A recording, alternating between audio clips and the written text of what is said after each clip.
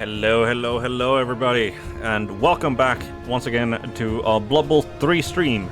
We are once again in OCC Championship Division, the highest division there is, and we're starting the Triple Threat Monday. So, for those of you unaware, we've got 3 games that are coming up. First off, starting with Pidpad, Frog Salad, Old World Alliance, facing off against tys123, Don't Panic, Dark Elves. After that, hopefully the game wraps up before the second one begins, but the second game of the evening will be Bantha and his Oztop Undead versus a bunch of gamers, coached by HLiNiC, another Undead team. We will be going over the teams if there is time. Currently there is no game live yet, so we're definitely going to take a look at the teams in the first game, or at least one of them. But then the third game, let's not forget about that. We've got a danton with the Sunshine Boiz taking on the Bearded Beerchuggers and Wenteros. So that is dwarves for Wenteros, and the Sunshine Boiz are Black Orcs. Now, I have been informed that I will be joined as a co-commentator, at least for the second game, by Borke. So hopefully you have fun with that as well. Get some additional insights potentially into the game.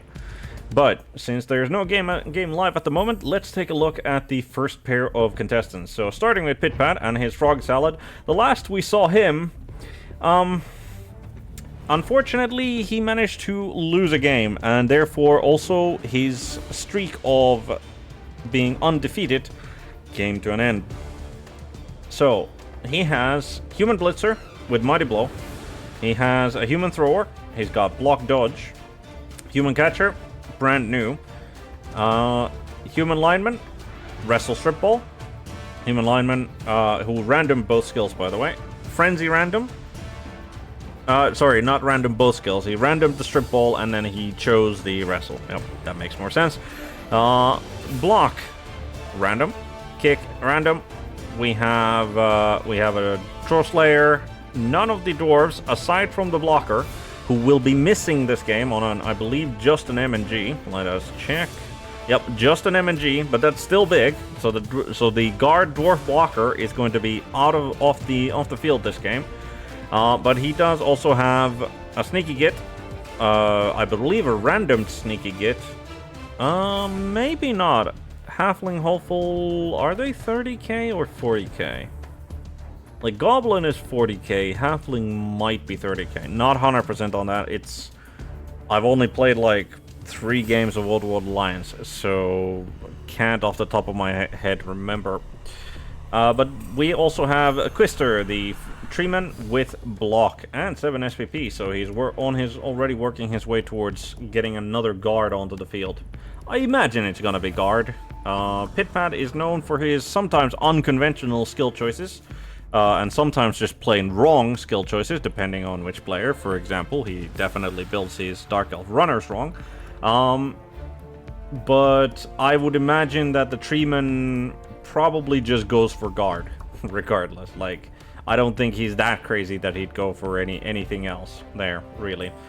But yeah, it's looking like a kind of high-ish TV, unfortunately, but like he's got 14 players on the rosters, and he's got 190 in the treasury. So if any damage happens, he's certainly capable of replacing 3 rerolls, Apothecary. Very solid Old World Alliance team.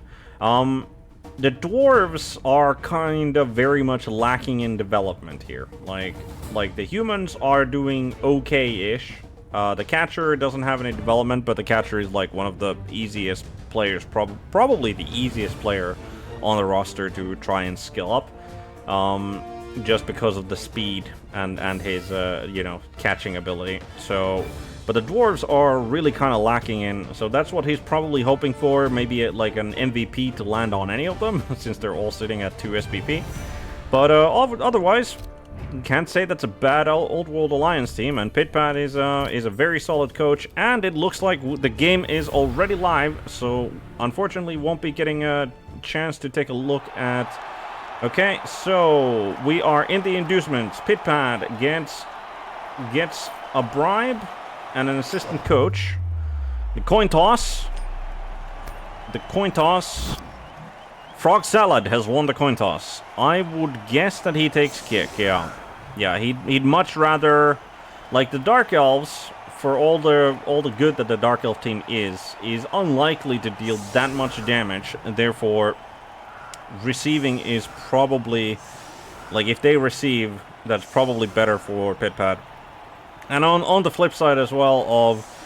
If the Dark Elves are on the offensive, then that means that even if they score on turn 8, he still has the one-turn touchdown potential with the throw teammate play available, on the assumption that the Halfling is still on the pitch.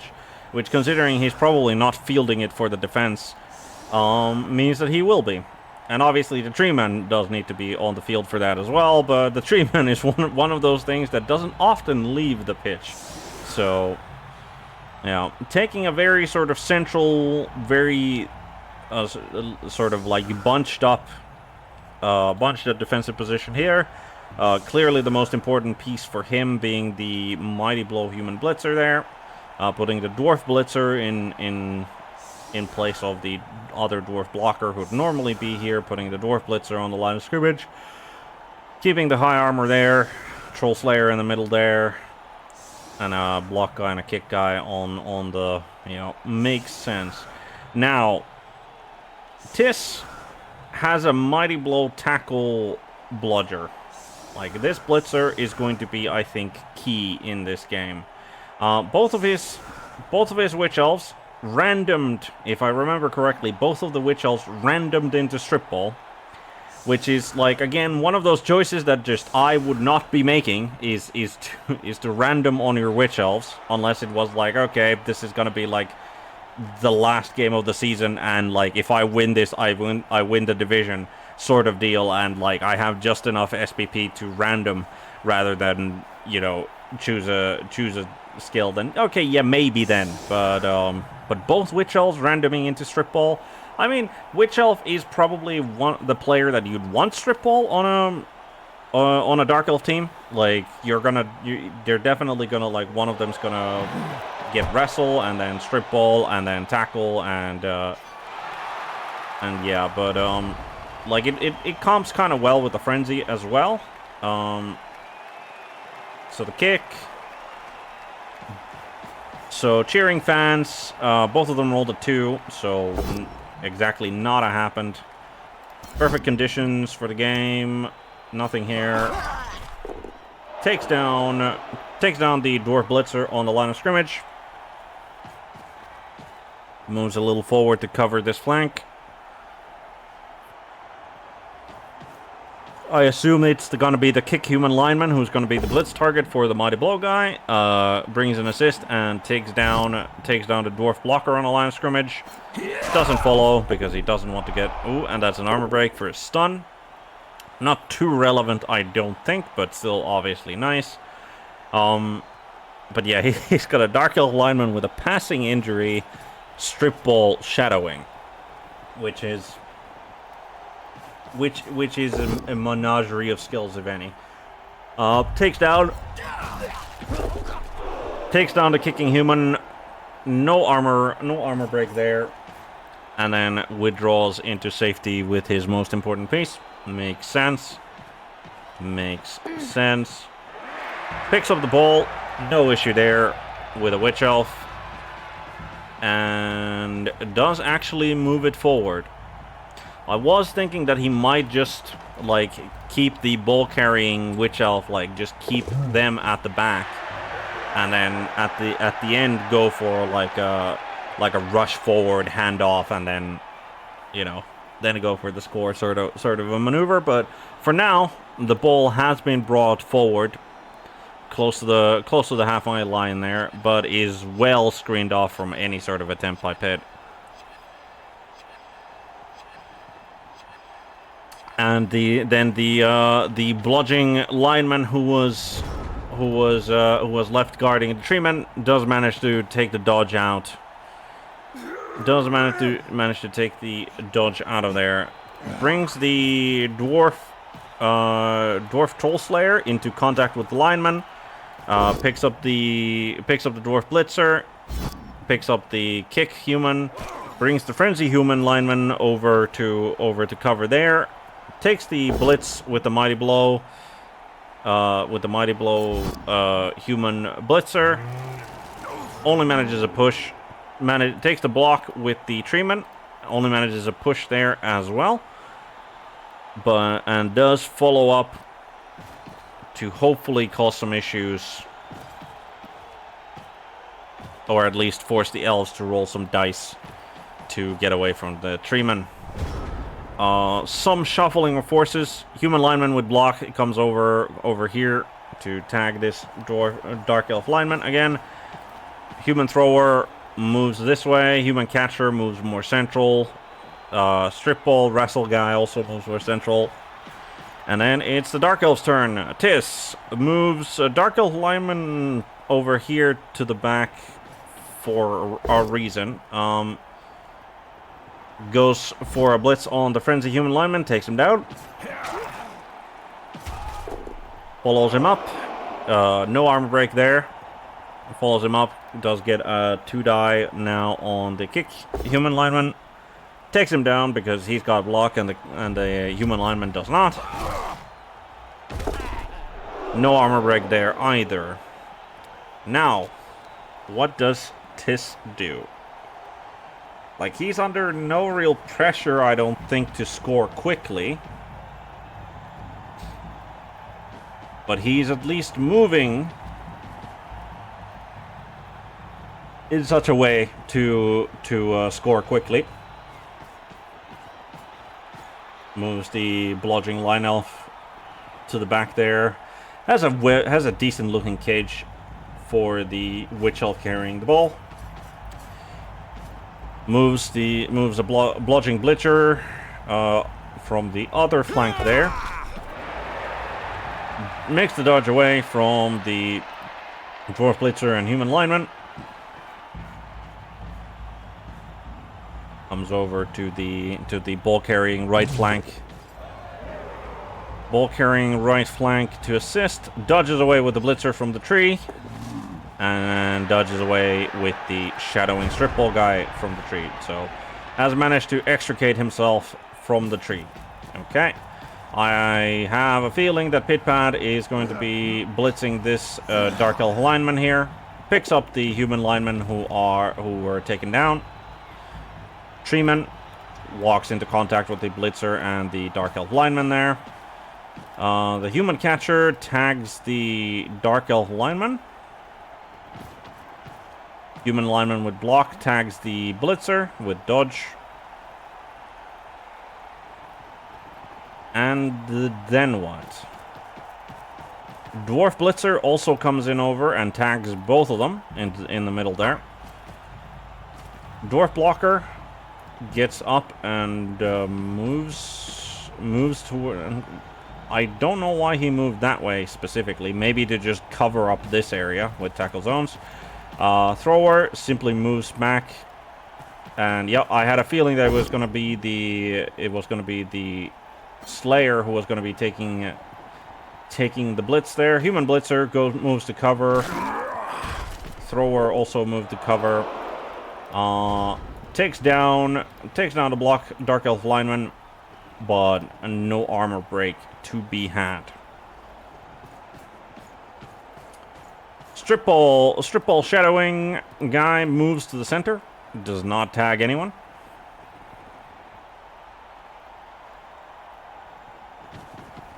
Witch elf moves to be the assist for against the human mighty blow blitzer guy. So that is probably going to be the blitz target. Yep, here we go. Blodging blitzer gets away from the tree, only manages a push, which is kind of unfortunate because I'm sure that Pidpad is more than happy to take a mighty blow hit at one of the witch elves when they do not have wrestle or block on them.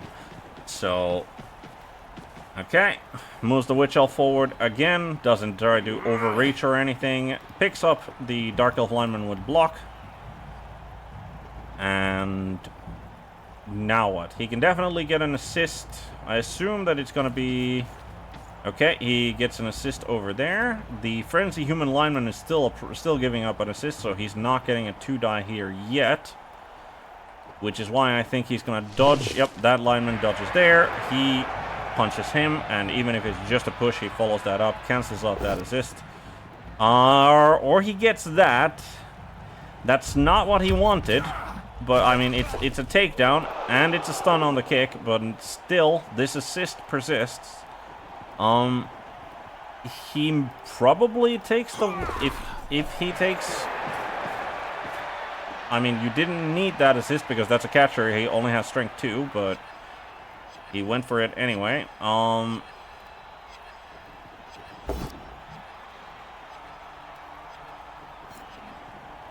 Only manages a push there. Pushes him forward, follows him up to get away from the Old World Dwarf Blitzer. Takes the 1-die against... I am kind of surprised he went for the Dwarf Slayer, but like a skull rerolled into a skull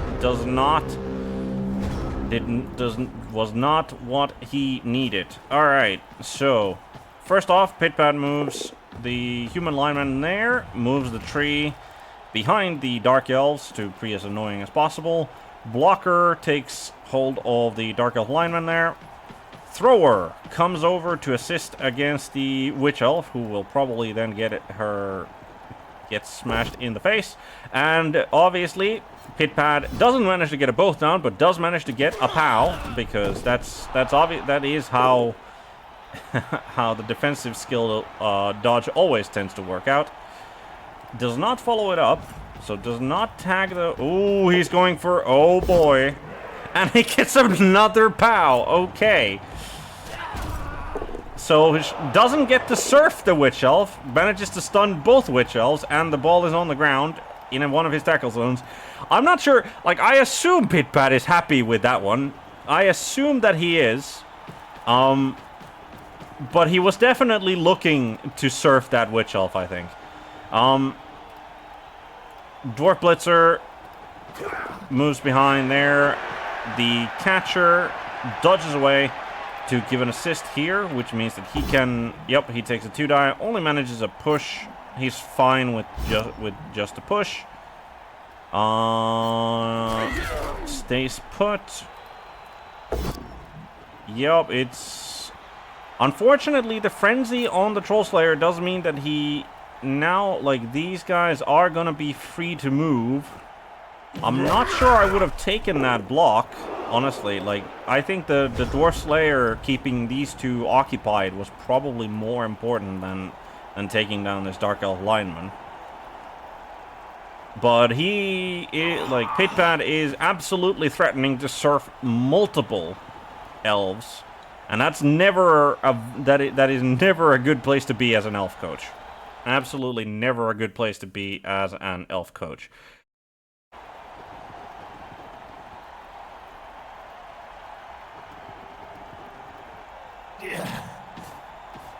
Alright, goes for, yep, manages to take down the Troll Slayer on the Blitz, pushes into the Frenzy Human Lineman, who will then get shunted next to the sideline, doesn't follow it up, no armor break on the Troll Slayer.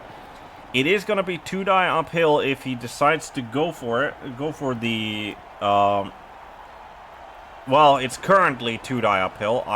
Like, he can, yep, he absolutely dodges him out, cancels out those assists. He gets a 1-die on the, and he gets a skull into, well, it does at least take his team reroll, but that is the Frenzy Human Lineman is the first player to get surfed. Considering the situation, probably not the last player to get surfed.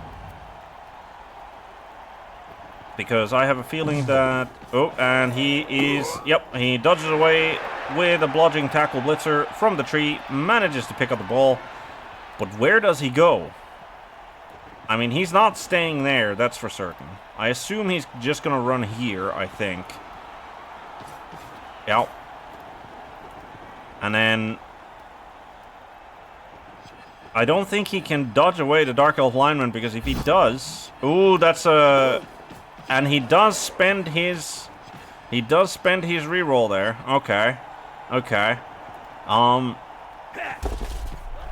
So that is Tis is out of rerolls for this half, though he has plenty of built-in rerolls with all of the dodge. And then he dodges away from the dwarf blocker to get an additional assist on this human lineman here.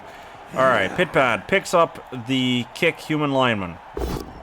Takes a 3 die on the Dark Elf lineman there. Surely you just take the boat down. You have block, he does not. Alright? Yep. Down he goes.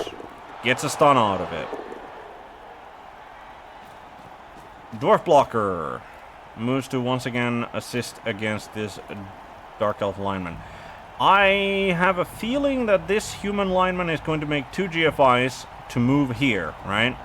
Because then this dwarf blitzer can get an assist here. No? Okay. I mean, Pidpad, like, you could have surfed 2 elves there. Like, I don't know why you're doing this. So he pushes him with the blitz, which gets him 2 die there. Well, I guess he's surfing. He's surfing an elf anyway, but like, that's the thing. You're not really surf because, like, this guy's strength 2. If he had just ran over here with the GFIs, brought him here to pick off that assist, right? Like, just get him out of the way, then make the blitz with the Troll Slayer. He gets this guy pushed there, and then the Witch Elf gets pushed into the crowd. That's not what you're looking for, especially when he's got block and you do not. That was still not what you were looking for. Yeah, I would have gone about differently. I would have gone about that differently, certainly. And unfortunately now the situation is very much in danger of unraveling, I think, for Pidpad.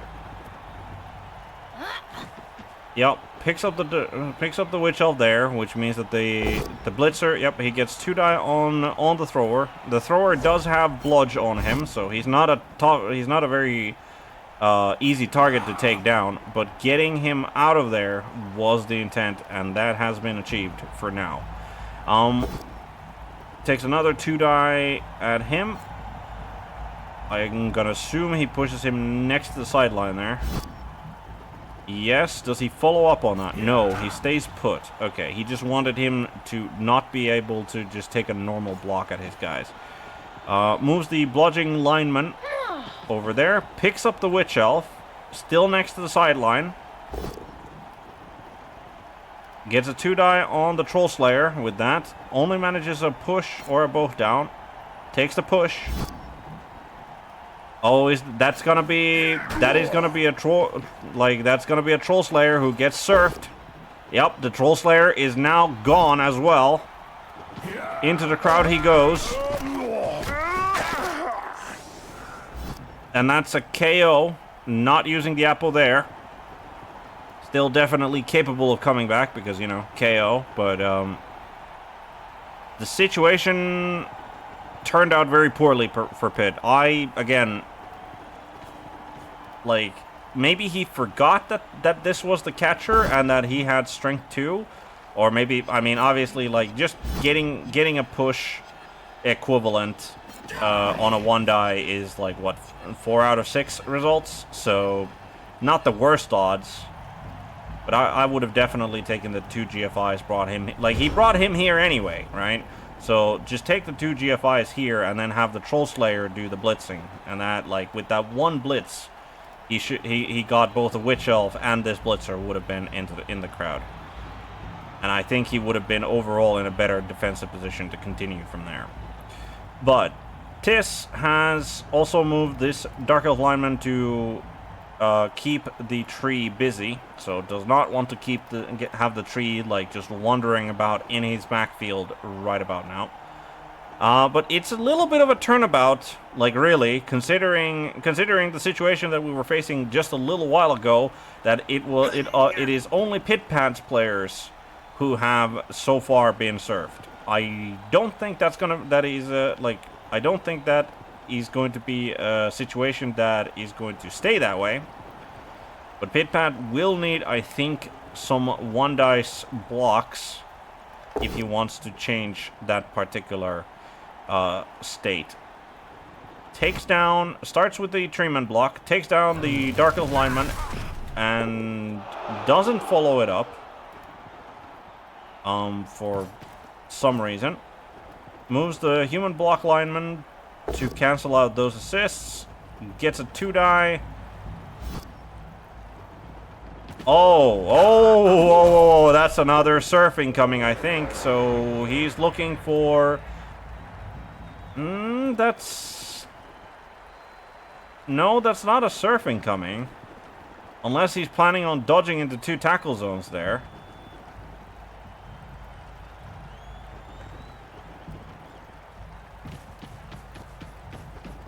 Moves the thrower there to get a 2-die with the blitzer here.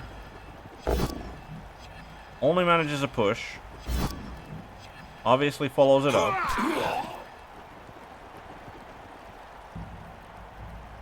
And now what? I mean, I think... Yeah, I was about to say that he goes for the blitz there. Team reroll, I think. Like, he needs him to go down. Nope, he takes the push. Doesn't follow it up, okay. Moves there. That doesn't help him any. It just keeps the human blitzer free. Yeah, I think I would have been... I mean, obviously, slightly greedy play, I think, to have team reroll there. But I think I would have taken the team reroll there. So that I could get... Like, because he definitely wanted to get this kick player into that square, right? But moves him there, tags the ball carrier with that, but the ball carrier has an easy 2-die there.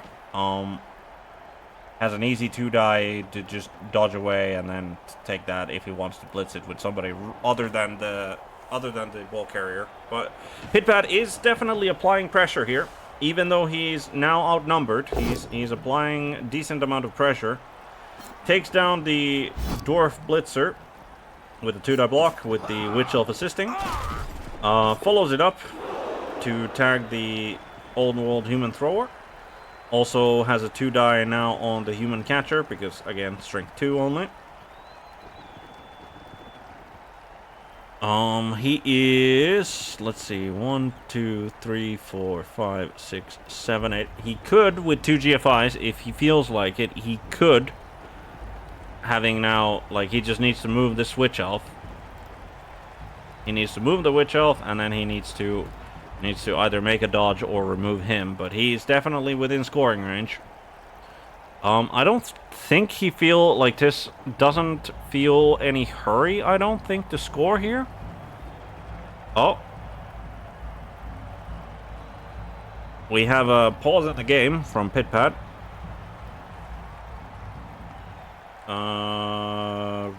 Reconnection.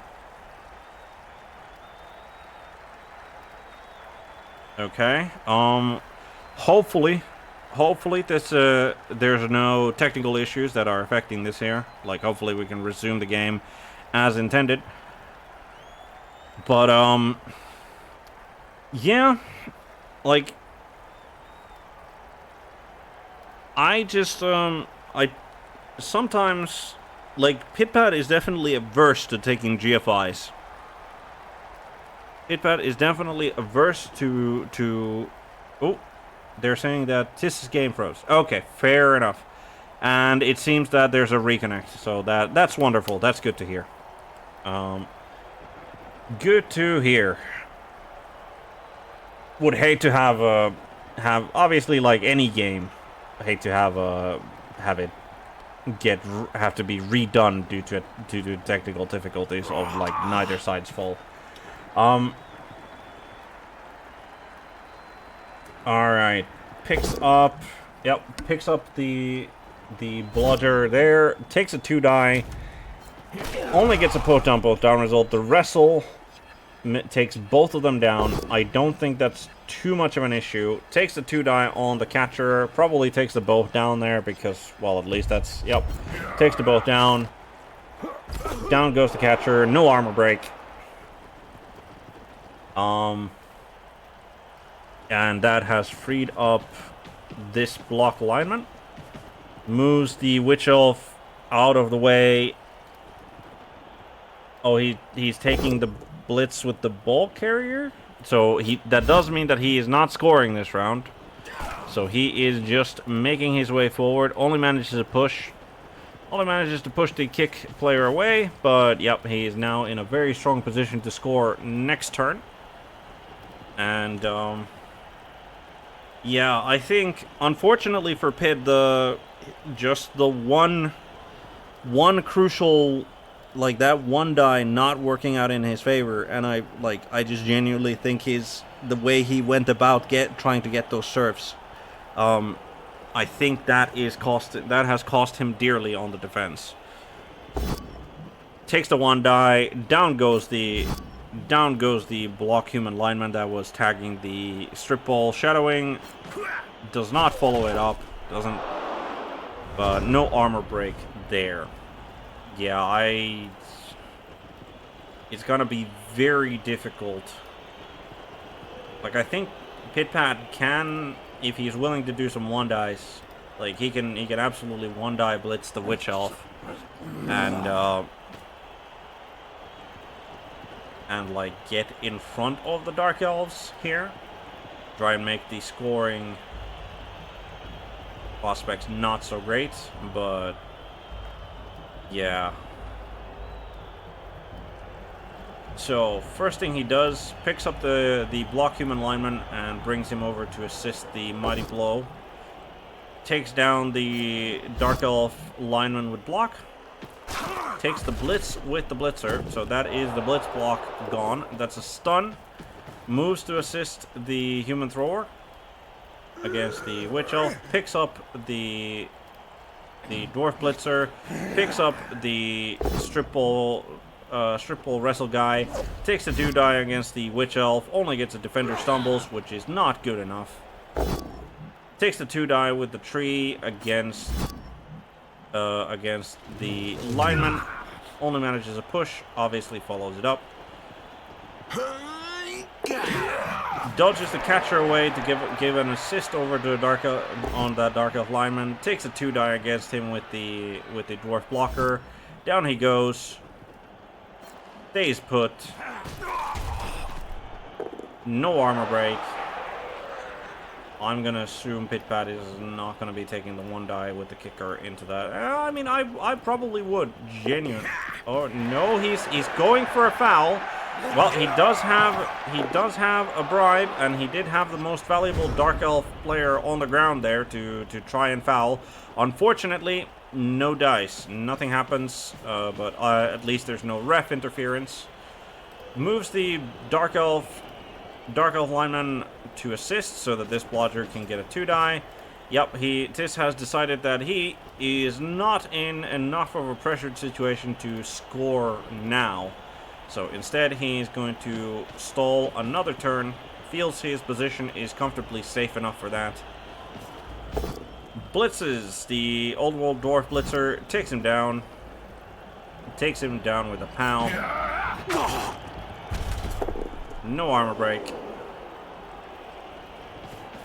But yeah, with no frenzy threats remaining for Pidpad, like the fact that the Dark Elves are hemmed up against the sideline is far less of an issue for them.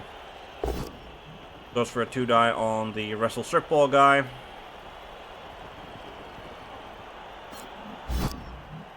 Only manages a push. Does not follow that up. This could have been, by the way, very tragic. Though he is screened pretty well, but makes the dodge away with his most important player. Just gets him into a position where he's hopefully safe. Though honestly, I think like, at this stage, Pidpad should give up the ghost on trying to stop the score. And instead, I'd probably go for a 3-man block. 3-man blitz on this guy. Like, he can get an easy 3 die if the 3-man actually makes it there. He can get an easy 3 die on this. And with him being, like, in such a position as he is, like, he can get a bunch of assists if he manages to take him down. But Pidpad does not seem to be aiming for that. He is, in fact, aiming to try and take out one of the Witch Elves. Gets a bow and gets a boat down. Takes the POW, pushes the Witch Elf. Definitely looking for a good foul there as well, which is easy enough to do. Moves this thrower over here. The Dwarf Blitzer probably doesn't... Yeah, I think it's going to be... He just moves the thrower here. Moves the block lineman, like, here. And then the kick guy can come in and put the boot in.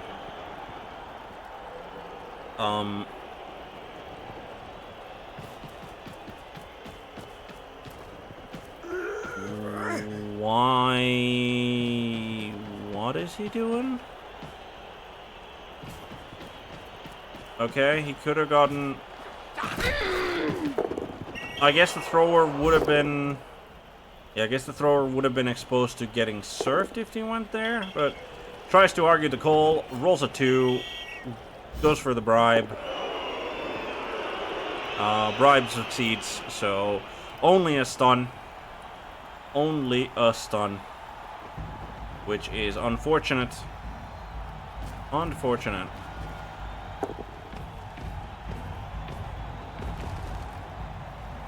Alright.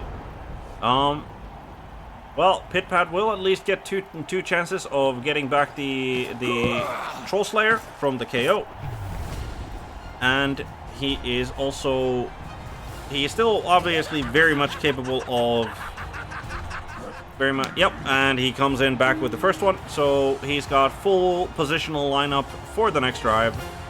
So does Tiz. So no real damage inflicted on either side, which is... Well, slightly unfortunate for Pid, because that was definitely what he was looking to do. But Pidpad will have his chance at throw teammate touchdown, 1-turner here. And he has certainly succeeded with those before, so there is precedent that he could... And he's got the 2 rerolls remaining as well in the bank, so...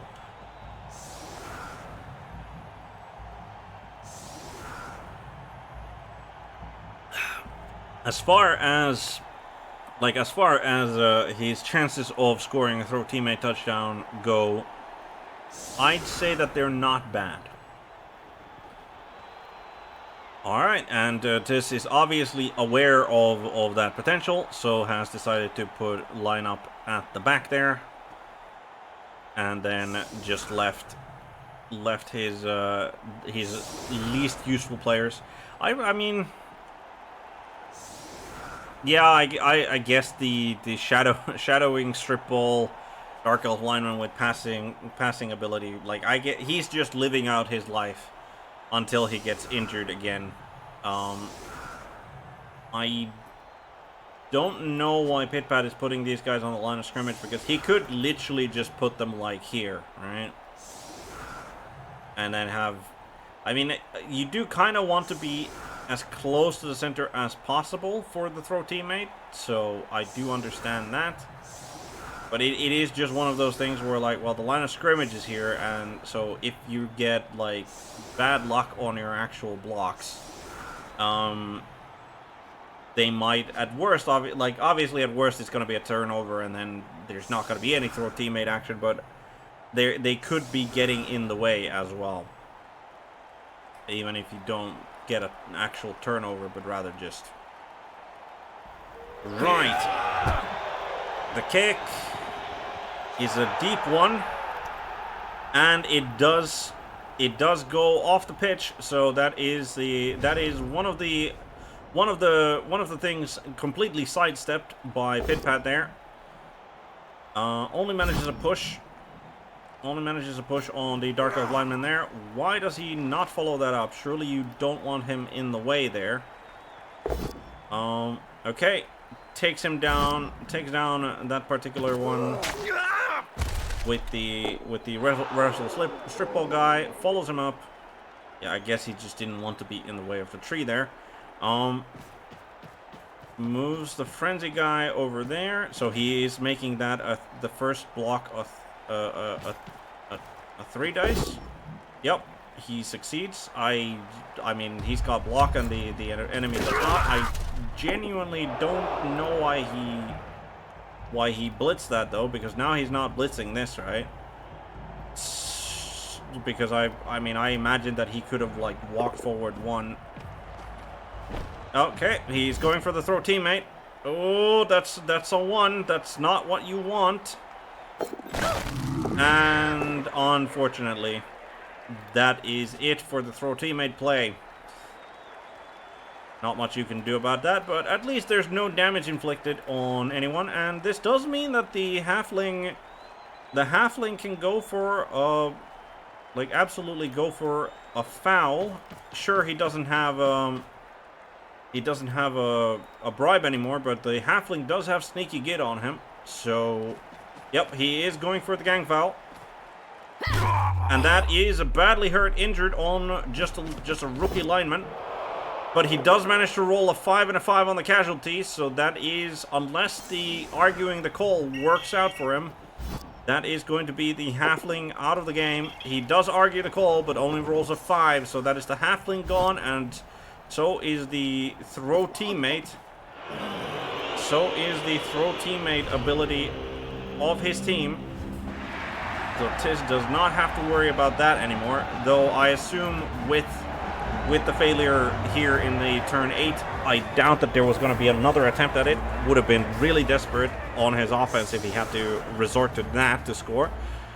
So that is 1 Dark Elf out for a halfling out. And, well, Tis did have 1 Dark Elf lineman in on the bench, so still going 11 against 11.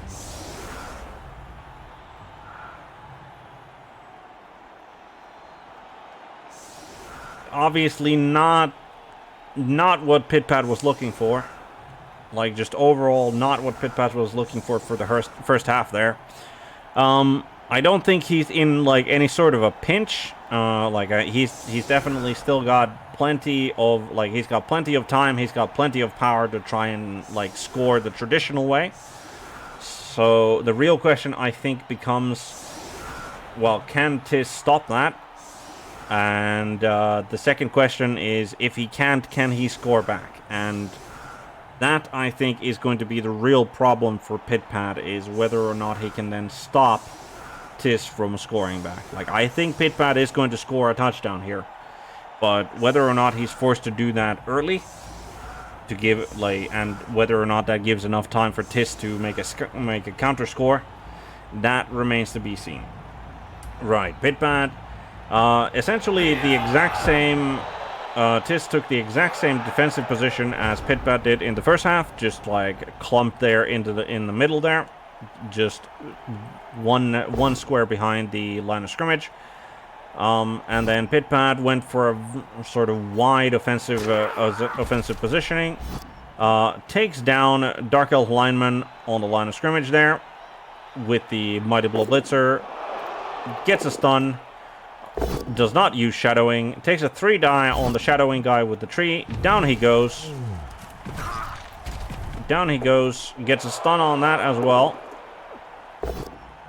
Goes for a 2 die with the dwarf blitzer. Okay. Down he goes.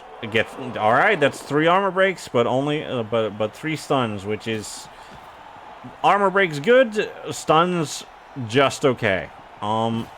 Moves the dwarf blocker forward. Moves the human block lineman there. Guess he's going for a blitz with the wrestle guy. Brings the Gatcher back to cover a little bit. Goes for the 2 die. Only gets a push. And obviously doesn't follow up. And then falls back slightly. with the rookie human lineman there covering. Troll Slayer moves to the middle, tries to get his threat area to be as central as possible. Fails the first one, but sure hands means that he makes the second one. And he's entirely fine. Does not want to move the frenzy human lineman anywhere. I would have probably like brought him up slightly here, but I don't think that was particularly important of a move. Witch Elf comes to be the assist. Tackle, Mighty Blow, Blodger goes after the rookie human lineman. Down he goes. No armor break to be found. But then what? It just moves next to the Witch Elf.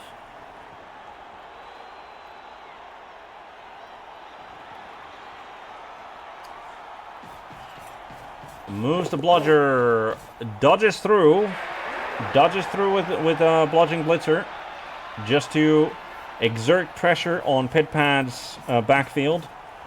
Brings the bludgeoning tackle blitzer over as well to tag the rookie lineman as well. Slightly shifts some of his other players either to the center or to the left. Brings the Witch Elves and the block lineman into the traditional elf column defense formation in the center. Pidpad starts with just moving the thrower, his full movement from the back there. Brings the catcher on over to be a cage corner. Brings the block human lineman to be a cage corner. Wrestle strip ball guy gets to be a cage corner. Dwarf Blitzer moves to the right, just for the tackle zones, I assume. Dwarf Blocker moves slightly more towards the center. Frenzy Guy tags the bludgeoning blitzer. Goes after him with the Dwarf Slayer. Only gets a push on the first one. Second one, poor man's tackle, unfortunately, does not, this case, find purchase. Only manages to get a defender stumbles, and that is simply not good enough. And the Mighty Blow Blitzer and the tree do not move from the center there. Keeping tabs on the 3 prone Dark Elf linemen. Well, Pidpad, as I said, is probably in no real hurry to score here. He's in a decent defensive position. This is not exerting that much pressure, at least yet. Brings the Witch Elf forward to give an assist on the Frenzy Human Lineman. Takes the Blitz, not with the Mighty Blow guy, but just with the Tackle Dodge Blitzer. Takes down the Frenzy guy. Does not manage to break armor. Moves him to assist against the Troll Slayer. Takes a block on the Troll Slayer. Only manages pushes. Assume he's not going to follow that up. Yep. Pushes him just slightly back. He seems to be abandoning the elf column defense at least a little bit, but I think that might be because, yep, he is expecting to dodge away all of the line elves who are currently being tagged by the Mighty Blow guy and the tree. So first dodge goes to the right and succeeds. The second dodge goes to the left, succeeds. Third dodge goes to the left of the center as well and succeeds. Alright, so with that, I'm gonna assume that this column is pretty much just gonna stay in place.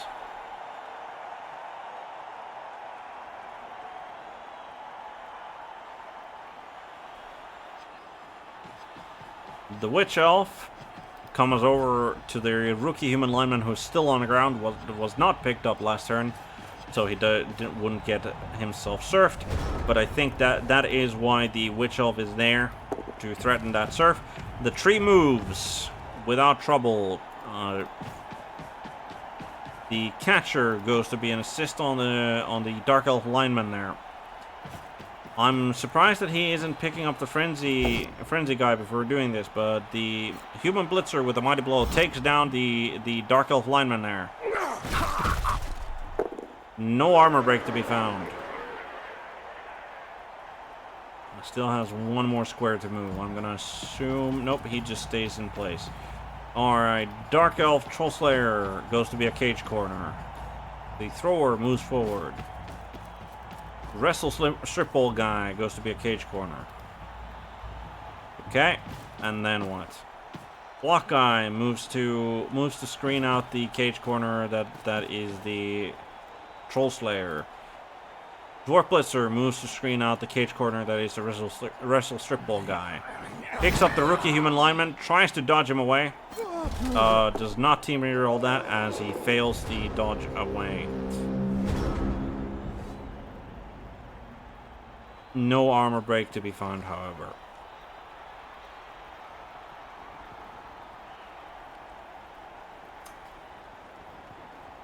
I would have definitely just picked up this Frenzy Human Lineman because, well, I mean, if he commits another resource to make that a 2-die block, then that's 2 resources by somebody who's not terribly relevant to the game plan, like holding up 2 precious elves. So, but he was probably thinking that he could potentially like dodge away the Frenzy Human Lineman as well after this guy was done. But coming back to what is happening on the field, Witch Elf provided the assist, went for the 2-die blitz with the Mighty Blow Tackle Blodging guy on the Dwarf Blitzer, and no armor break to be found. I mean, again, Dwarf armor normally can withstand quite a lot. So the fact that there's not really been that many armor breaks is not overtly surprising. Makes the dodge away from the tree with the Blodging Blitzer. Makes the dodge away with the Strip Ball Shadowing guy. Fails to dodge away from the Mighty Blow Blitzer, but does expend a team reroll to succeed. Tackle Dodge Blitzer goes and tags the catcher from the back. Just the Blodging Blitzer moves to also connect with the rookie human lineman. He's hemming Pidpad in here quite well.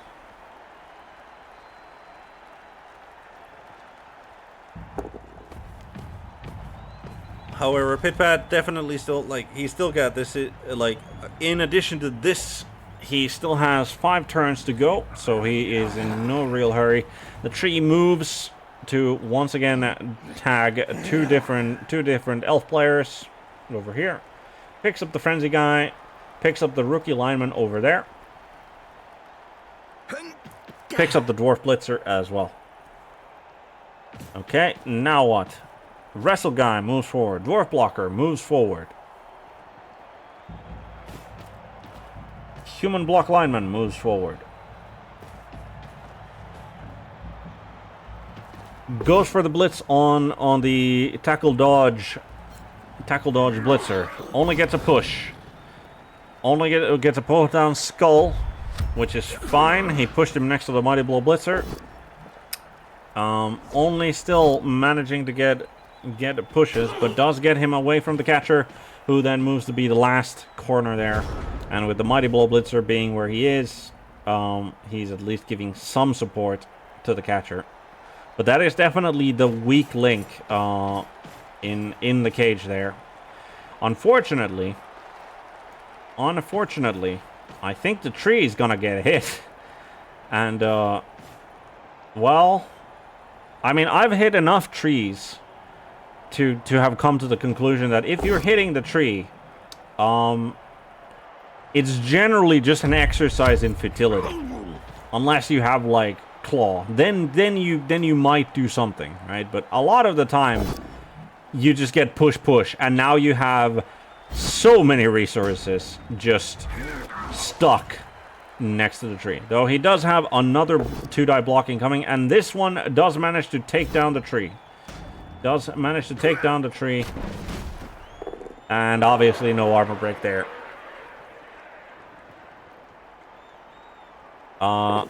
It will be a 3+ for the treeman to actually stand up, thanks to Timber and the and the Dwarf blocker being where he is. The blitz against the Dwarf blitzer managed to not achieve anything. Goes for the 2-die block with the Witch Elf, which goes into a 2-die uphill, which does not result in a turnover. Obviously doesn't resolve in a takedown, as Pidpad wisely decides that, yep, that should be a push rather than a POW. But, yeah, I mean... And obviously the tree only rolls a 2, so he does not actually stand up. Okay, I mean that makes the putting of resources there worthwhile, I think, because like if the tree had actually stood up, then that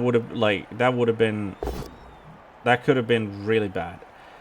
Takes a 2-die on the Witch Elf, only gets a push. Follows it up.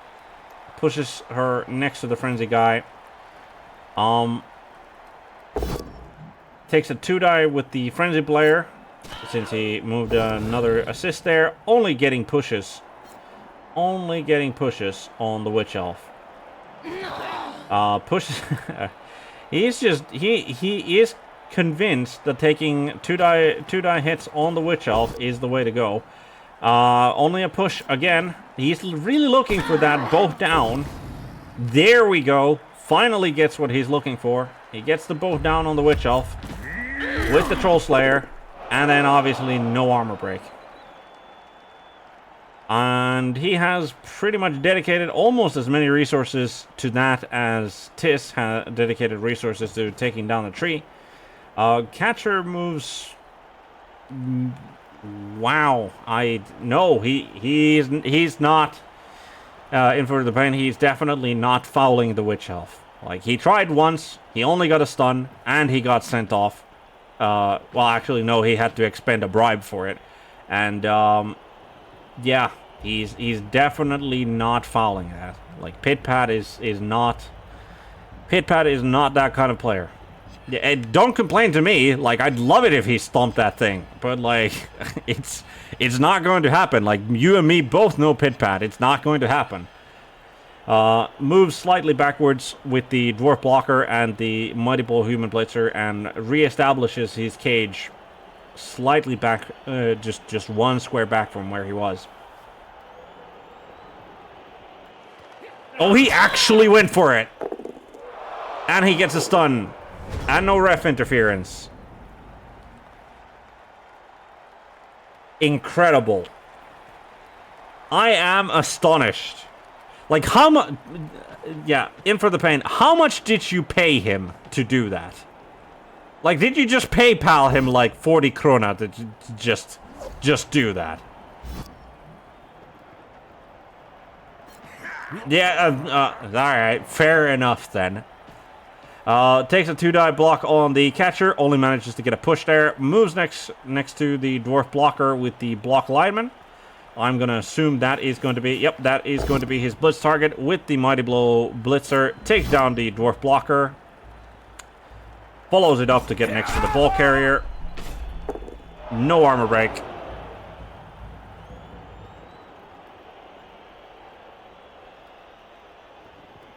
So Tis is putting... now pressure on the ball carrier. Goes and cancels out the assist from the catcher with his rookie lineman. This also pretty much guarantees that Pidpad will probably not get any assists on the treeman for his ability to stand up. So it is just going to be a 50-50 whether or not he manages to stand up or not. Potentially. Tis is not, however, committing too much into contact there. He's in fact leaving contact with Pidpad's themes otherwise. He did also move his other Witch Elf to tag the... And the tree manages to stand up, manages to not take root and stand up as well on his own. Tagging those two target elves.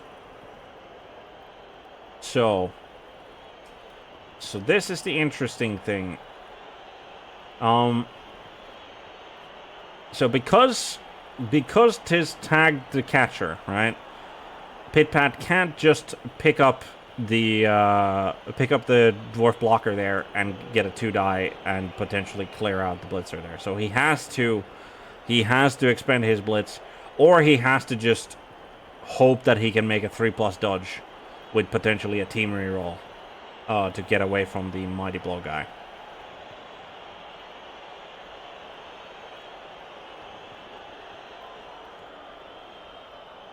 Like I don't think it's the worst proposition to just blitz him anyway to get him like sideways.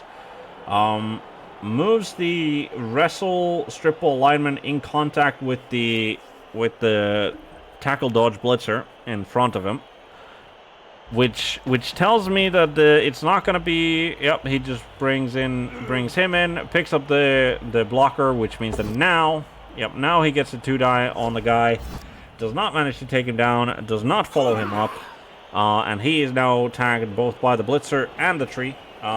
Goes for a blitz on the rookie lineman. I think... Why did he move into contact with the wrestle strip ball guy over there if that was going to be his blitz target? Manages to take him down. Manages to get a stun as well. And he... fails a GFI, but manages it with a team reroll. So Pidpad is now going for... He's okay. He's not going for a breakthrough. He puts the human blitzer over there to... He's gonna threaten. He can threaten a score from there.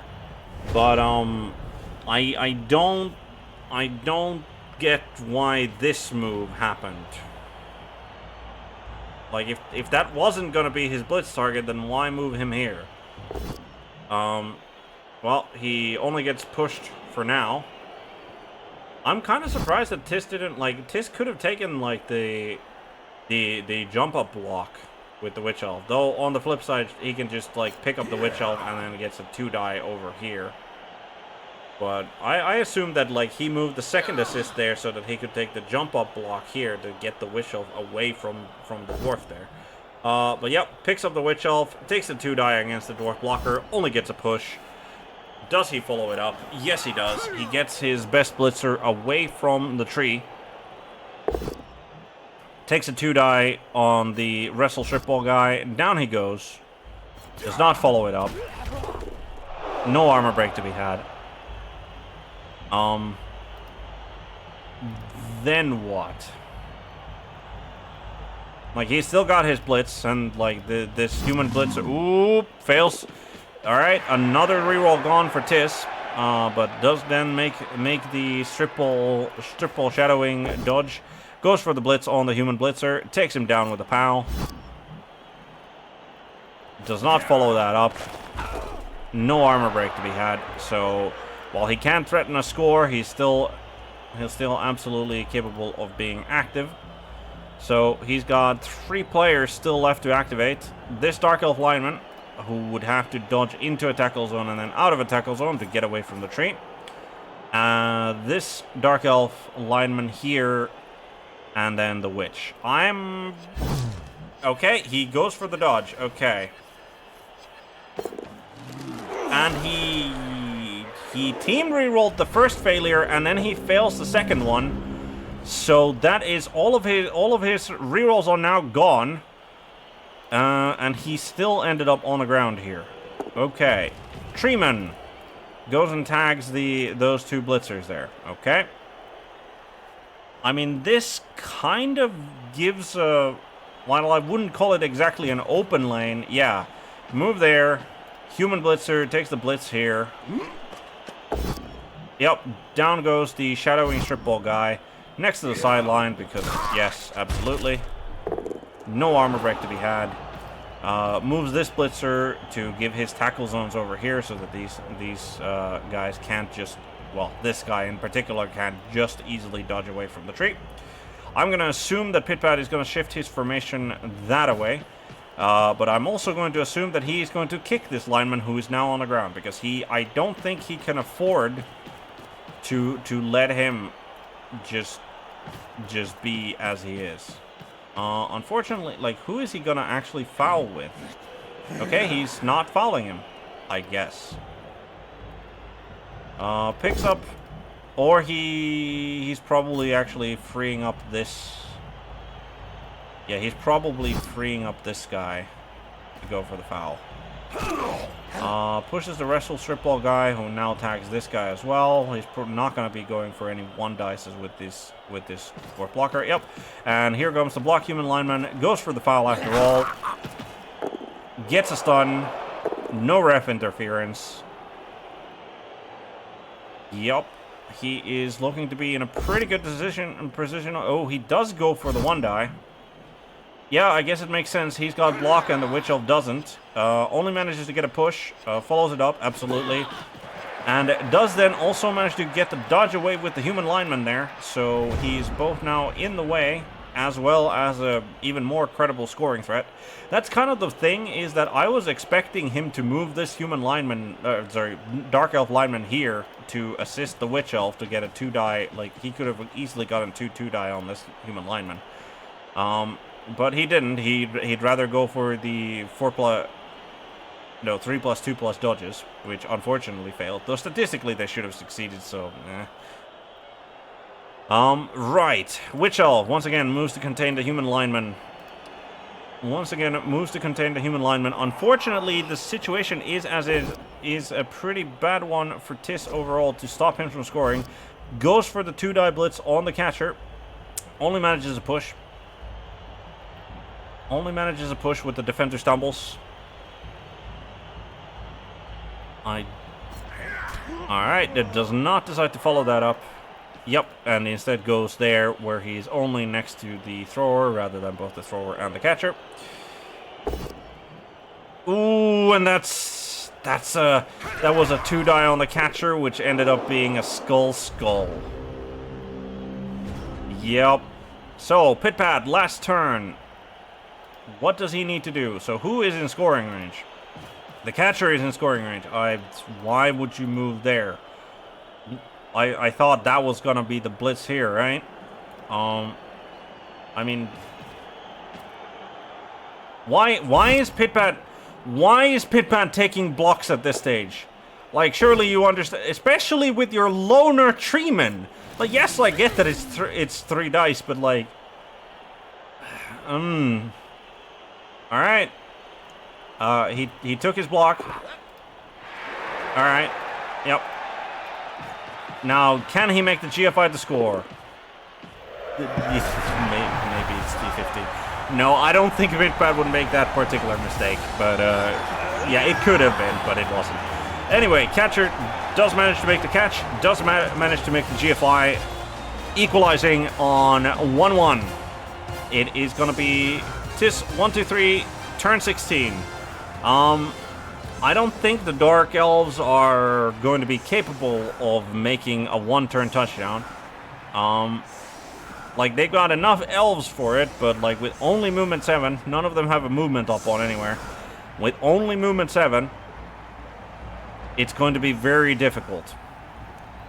And Pidpad has, in fact, also then lined up just to be as annoying as possible. So, we are definitely going to see this to the end, because the kickoff result absolutely could be a turn back the clock. But if the kickoff result is not turn back the clock, because it doesn't look like, it does not look like the Tis is setting up for the 1-turner.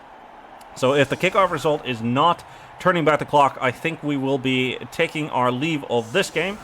And we will be moving on to the next game, which is already, should be about 10 minutes old at this point. So, potentially, we'll see. The other match has not started yet. Okay, that's good to know. Thank you, Borke. It is a quick snap, which does not matter. Does not matter for our purposes. But good to know. Thank you, Borke, that the other game has not. So we'll watch this to the end, and we'll take a look at the teams if we have the time, and if not, we'll just jump right on the next one. And the next one should be HLiNiC against Bantha in Oz Top. and Ostop versus a bunch of gamers. That's gonna be a mirror match of Undead against Undead, and I believe, if I remember correctly, like having taken a look at the teams, I think HLiNiC has no, I think it was Ostop who has the slight advantage in the mirror match, I think. All right, takes down the two dwarves, goes for a vanity pass, does not manage to make it, and that is it. A 1-1 draw for tys123. Yeah, he did not manage to pressure Pidpad enough to have to force him to either score early or turn him over. So that was the expected result there, I think. I think both coaches can be happy about that. No permanent damage. No permanent damage to either team. So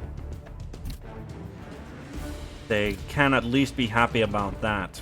Right, let's see. Championship. Live. No games are live yet. Alright. So. Hello, hello. Welcome, welcome. Welcome to the show, Borke. Hello, Alessis. And we're gonna have to bridge quite a gap here, if I'm not mistaken. I have just checked the forums, and it seems that Bantha and HLiNiC have postponed their match by 2 hours. So their match is actually going to follow now. So that is. So we have about an hour until the scheduled game for. That would be the Danton versus Wenteros game, which was supposed to be the third one, but is now the second one. And then we have we leave on the undead off. All right then. Bridging a gap of an hour, just by talking. Don't look at me. Yeah. That seems quite tough, unfortunately. Yeah. I'm just wondering whether or not it would be better to simply essentially just stop the stream here and then come back to when the next game, the Bearded Beerchuggers versus Sunshine Boiz, when that game begins, because I don't like. We're here for Blood Bowl, and unfortunately, an hour is not like. I mean, yes, I can certainly do push-ups until the next game starts, but I don't think that's exactly entertaining for the viewers. Like that's what I'm more concerned about. Not that I'm not concerned about being able to spend an hour. Like I can manage it just fine. But it's more the viewers who are tuning in on getting their fix of Blood Bowl in a triple dose. That's what I'm more concerned about here. Yeah, I would agree. The 45 minutes seems a little bit too long to just spend talking about that. Very tactical 1-1 that we just saw there. Yeah, agreed. I think the decisive moment in that game, I think, was when Pidpad was trying to do his surfing and he failed. I think that was like, had he succeeded there, he probably, well, I wouldn't say probably, but he was in a very good position to stop Tis from scoring at all. In the first half. Did you witness that particular situation? I did, and I think that it was a good attempt still by Pit, like doing a 1-die for a surf that leads to another surf right away. That's a 2-die. That's a fine surf to take. I did not see the play that you were describing with what was it? Yeah, the frenzy dwarf, wasn't it? Yeah, I think we should be able to, if we might as well go to the replay since we are here. We can go into the replay here and take a look at it. Because like now that like I'm thinking back on it, I might have been like it might have been that the witch elf would have not gotten like actually surfed, but would have been just pushed into another square. Okay, I have. Okay. You have a visitor. Welcome, Pidpad. Welcome.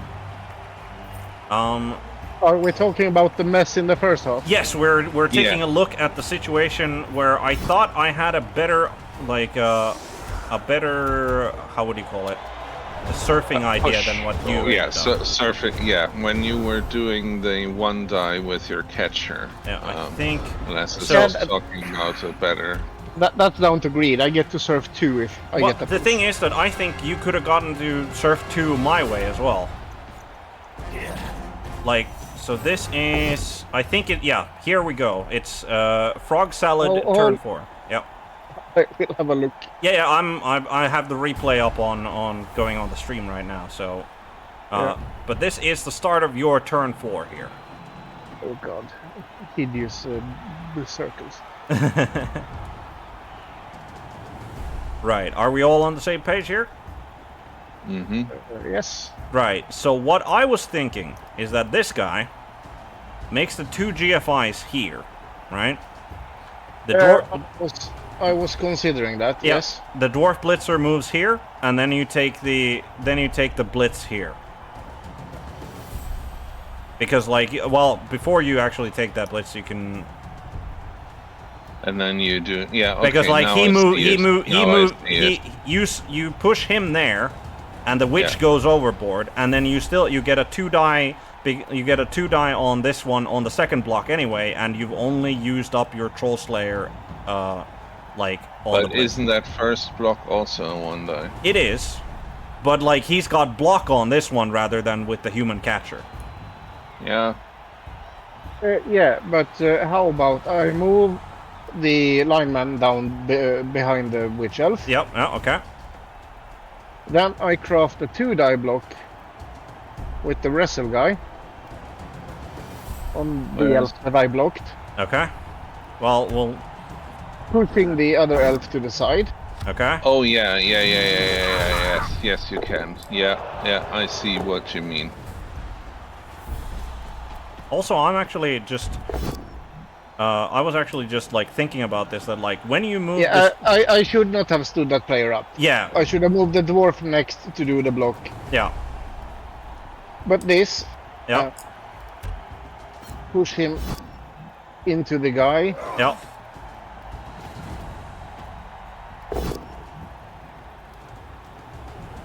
And why is that a blip? That's silly. Yeah, like that was my biggest problem, was like, what was that? Yeah. Like but this push, yeah, which should have been a that was a 1 die. I could have done that a 1 die. Yeah, because absolutely.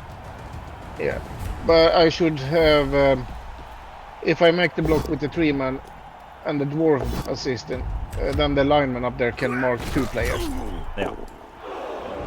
But yeah, I think like the way, obviously, like this is a thing that you can like, as we're looking back on it, like hindsight in 2020. But like this move, like I even forgot to mention it, that when you move this blitzer here, like you like move him here, right? That gives you a 2 die on this with this human thrower on this guy. You just get a push, which means that even the initial block here is going to be a 2 die since he's no longer marked.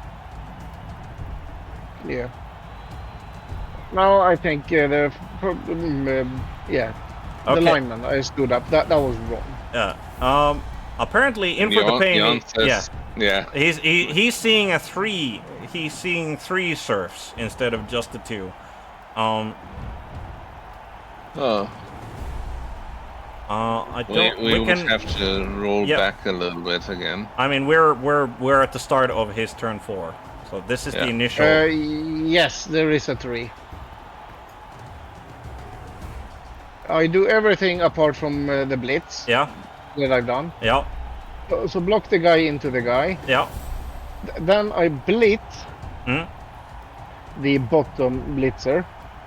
Yeah. That will lead to one surf. Yeah. And then you with the catcher, and Yep, then with Yeah. with the other one. Yep. Yep. Yep. See it. But that's the thing is that I really don't like the catcher making the block here. Like that's my issue. At the start of my turn, he wasn't a catcher. But if you scroll up a bit, if you can, scroll up. Oh, scroll up. Yeah. Further upfield, slightly, Yeah. 2 squares or something. Okay. Thank you. As you can see, if I do the marking with the dwarf and get a knockdown, that lineman can mark everyone. Yeah, absolutely. That's where things started to go wrong. Yeah. Yeah. No. Yeah. Because if I can do that with him, then I don't need the blitzer up there at all. Yeah. So now it's just a simple 2-die. Yeah. I can even move the dwarf next to, so I get a 2-die blitz. Yeah. And regardless, and then the where are they? Who are we looking And then for? the catcher should have a 2-die, Yeah. and then the last is a 2-die. Yeah, this just reminds me that like in a game without any guard, you just have to be so careful basing anybody anywhere. Yeah. Yeah. So the mistake I made was not moving the dwarf, which I realized as soon as I stood the player up. That's always when the realization hits you, isn't it? Yeah. And if I don't get a knockdown, I'll have to be inventive. Yeah. Yeah. But again, I don't think I would have, like, even if I had seen the three surf play, I don't think I would have been that greedy. Because like the 2 GFIs needed to make it here already, like, are stretching sort of like, do I really want to do this? I mean, I do have 3 rerolls and it's only 2 2+, but yeah, but the thing is, that's the with the beauty. 3 surf, With the 3 surf, you don't need any go for it. There. yeah. You need a knockdown with the 3. Yeah. Which It's a 3-die. Yeah, it is a 3-die, yeah. And I have block, he doesn't. Yep. Then you have a 2-die. Yep. Where I have wrestle, so Yep. if I fall down, fair enough. Yep. I don't get to do all the surfs. Yep. Then I move the dwarf next to his blitzer and blitz him with the lineman. Yep. That should be the first surf. Could be no surf. Yeah. If there's a push, then the lineman gets... if I wrestled, he gets a 1-die, which I can't do anything. No, yes, a 1-die. Yep. Which I can't do anything about. Yeah. And then the thrower. Yeah. But yeah, no, that's Alright, kids, so this is where you should spend your clock. yeah, this is like both of you were very like you were moving quickly. You kind of knew what you were doing, or at least had the plan formed in your head when it came to your turn. So neither of you really spent any time of just taking a breather, taking a big think about things. Like even in this one, like you moved fast. Yeah, but I mean, everything was clear apart from the first move I did, which was standing the player up. Yeah. I mean, I don't think this was particularly clear, this one, but No, but I think the rest plays yeah. sort of it. So that was, I mean, yes. Yeah. I also had some idea about getting to the ball carrier. Yeah. I figured that was like that was the thing that always, like, in these sorts of situations, like throws your actual plans of, like, you kind of eye something else of, like, oh, and I maybe can get this done, right? And that's the thing that screws you, I think, like, because then your attention and focus is like is divided, and it can easily lead up to you missing something crucial, or messing something up. But yeah. That was... yeah, I mean, I had the goal been from the very start to serve as many players as possible. I think I would have seen it. Yeah. But I wanted to get to the ball carrier as well, which did not happen. Yeah. Yeah. But yeah, congratulations on your on your draw. I have now scored. You have now scored. Commiserations on your halfling not being as heroic as normally, though he did get the only removal that you made, so yep, at least something. Double removal, in fact, but yep.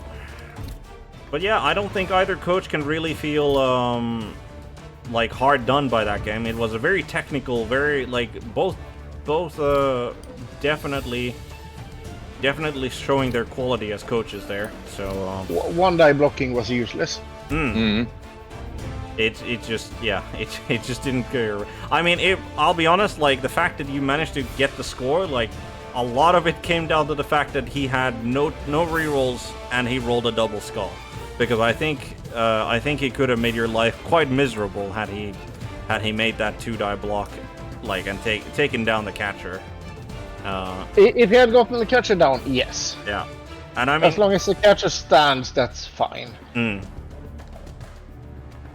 But yeah, so any particular final thoughts on the match? Pidpad? Missing one player. The only guard. one with guard was slightly annoying. Yeah. Yes. That was absolute.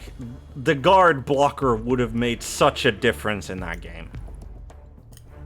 Who did the MVP go down to, by the way? The kicker. The kicker. Okay, so no.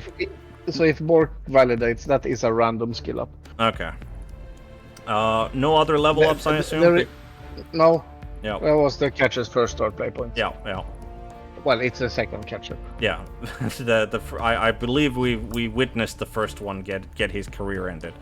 So, but yeah, good luck to you with the rest of your games. We shouldn't be holding you up for too much longer. I have been told that you have an early morning tomorrow. Yeah, but I have about an hour more before I head off to bed. Fair enough. So I will not be joining you for the rest of the game. Fair enough. I think that since we're here, we might as well take a look at, there are apparently several games in the OCC ongoing here. So, let's see. Wargas versus Robivi, Raveni 184 versus CVC Toby, or Rossidox versus Sylphwin. The last one is probably the youngest game. The other two are already ongoing for quite a while. Yeah, and I think no, the Raven one is fairly fresh. Okay. That's also okay. Yeah. Okay. I was just thinking that either we go for, because I recognize these names are definitely recognizable names, and but I was also thinking that maybe we shine a spotlight on the on the newcomers or the rerollers, because that's Sylphwin, that's a classical name who I also recognize. So yeah, I shall abandon you again. All right. Have a good one. Yep. Have fun. And I will also briefly be right back while you load up the game. But yeah, sounds like a good idea going for the newcomers. Yeah, let's take a look at what's happening in the newbie division, and I do hope that Borke, that you're keeping an eye on the when the on the if there's any other changes in the forum, as I can't exactly be watching that, but yeah. Slightly, might as well get you some more Blood Bowl in the meantime, right? So, we are taking a look at Rossidox playing Simply Green. This seems to be just an Orc team. Just an Orc team. Facing off against Sylphwin, going for Necro. Neither team seems to be particularly developed so far. That is a wrestle on a zombie lineman, and that is a block on a werewolf. We got 2 rerolls and 3 rerolls respectively. The orcs are kicking the ball, and do the orcs have? I don't think the orcs have any level ups whatsoever. Yep. So there's 3 SPP there, 2 SPP, 2 SPP, 2 SPP, 0, 4 SPP. So the goblin got the MVP. And But yeah, props to Rosidox, by the way, for building his team correctly in that he has no Orc Thrower, but he does have a Goblin.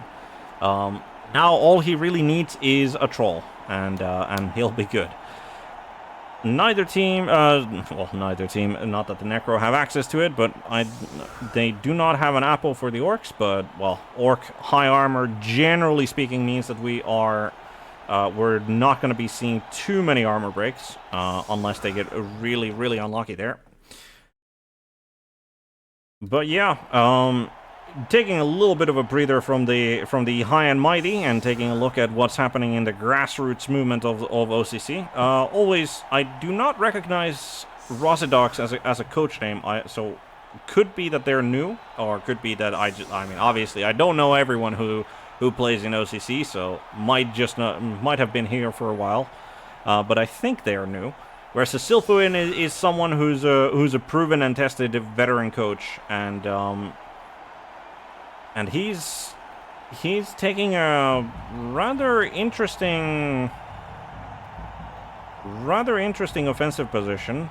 Not that the defensive position is also rather interesting. Rather than just having the 3 big uns on the line of scrimmage, Rosidox has also committed 2 of his blitzers there, which is I don't think you often see that, but I do kind of get what he's going for. I do kind of get what he's going for, but I don't think that's the correct play. Like, if you want to like load up the line of scrimmage, put the Orc lineman there and put the last of the, like, he could have like had all of this covered. Just throw the big and blocker there and the 2 linemen. And maybe then 1 blitzer, like, just go full on in, I guess, rather than, like, this is like the worst of both worlds, in my opinion, in that, like, you don't commit the minimum, but you also don't commit enough for it to make really a difference. So, Silfuin seemingly wanting to go down the right flank here, but yeah, interesting. Like, what is he aiming for with this, is my question.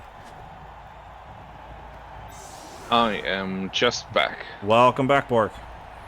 Thank you. But yeah, I just was would you happen to know whether Rosidox is a regular of OCC or whether they're new? Because I don't recognize. I think he is new Yeah. to the OCC. Yeah, I think, like, I thought so as well, but was not certain. So Silfuin going for like, both teams actually going for a rather odd sort of formation, where I was commenting on the fact that the Orcs, like, committed, like, more than minimum on the line of scrimmage, but then they didn't commit enough, because I don't think these 2, like, having these blitzers here, like, I don't think this actually helped. That would have just given free 2-die blocks on his blitzers, I think.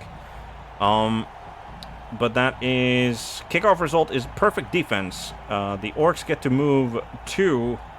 sorry, the Orcs get to move 5 of their players. And, yeah, Silfuin... I don't get what he was going for, like, here. Like, do you have an understanding of what he's doing? Like, with these 2 being, like, on the actual halfway line, and then, like, these used to be... Like, these 2 zombies used to be here for the like, the wrestle blocking of the blitzer there, but then he pulled them back.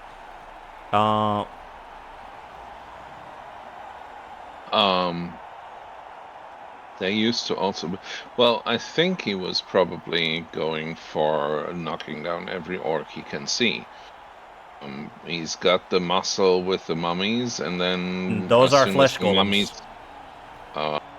Yeah, yes. But he's got the muscle to start knocking something down with the Orc blitzers, and then he needs to take was going to move something in for more assists on the blockers. I think that he was probably going for that. Yeah, but then it doesn't, like, but it doesn't make sense, because he could have had this zombie wrestle guy here, this zombie here, and then this wraith could have been like here, and then he could have started with those 2 die blocks, and then the flesh golems would have gotten 2-die blocks on the blitzers in the corners, and then the zombie gets, like, on the assumption that none of that goes catastrophically wrong, this center zombie gets a 2-die on the big unblocker here. Yeah. So he's just... I think that, like, I found myself more than occasionally in the situation that like a Black Orc team or a Chaos team or a Nurgle team just chooses to completely bully me on the line. That with me receiving, they just flood the line, and I can't do more than 1 or 2 blocks. I think that Silfwin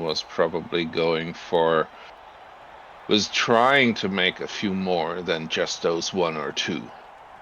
But sometimes it's even better to just make those 1 or 2 and try to push through a side. Yes, but that's also kind of the weirdest thing, is that, like, he didn't flood the line, because he, like, I was commenting on the fact that, like, if the Orc player wanted to actually flood the line, then he would have put the last of the big blockers there. He would have put in the 2 Orc linemen there. He could have gotten the entire thing, like, covered, but he didn't. So he like, in my opinion, that was, like, the worst of both worlds. Was what he did was he committed more to the line than the minimum, but then not enough for it to actually be an overwhelming sort of force. And now Silfwin, like, uses his blitz for the block that he could have just normally taken with the wrestle zombie.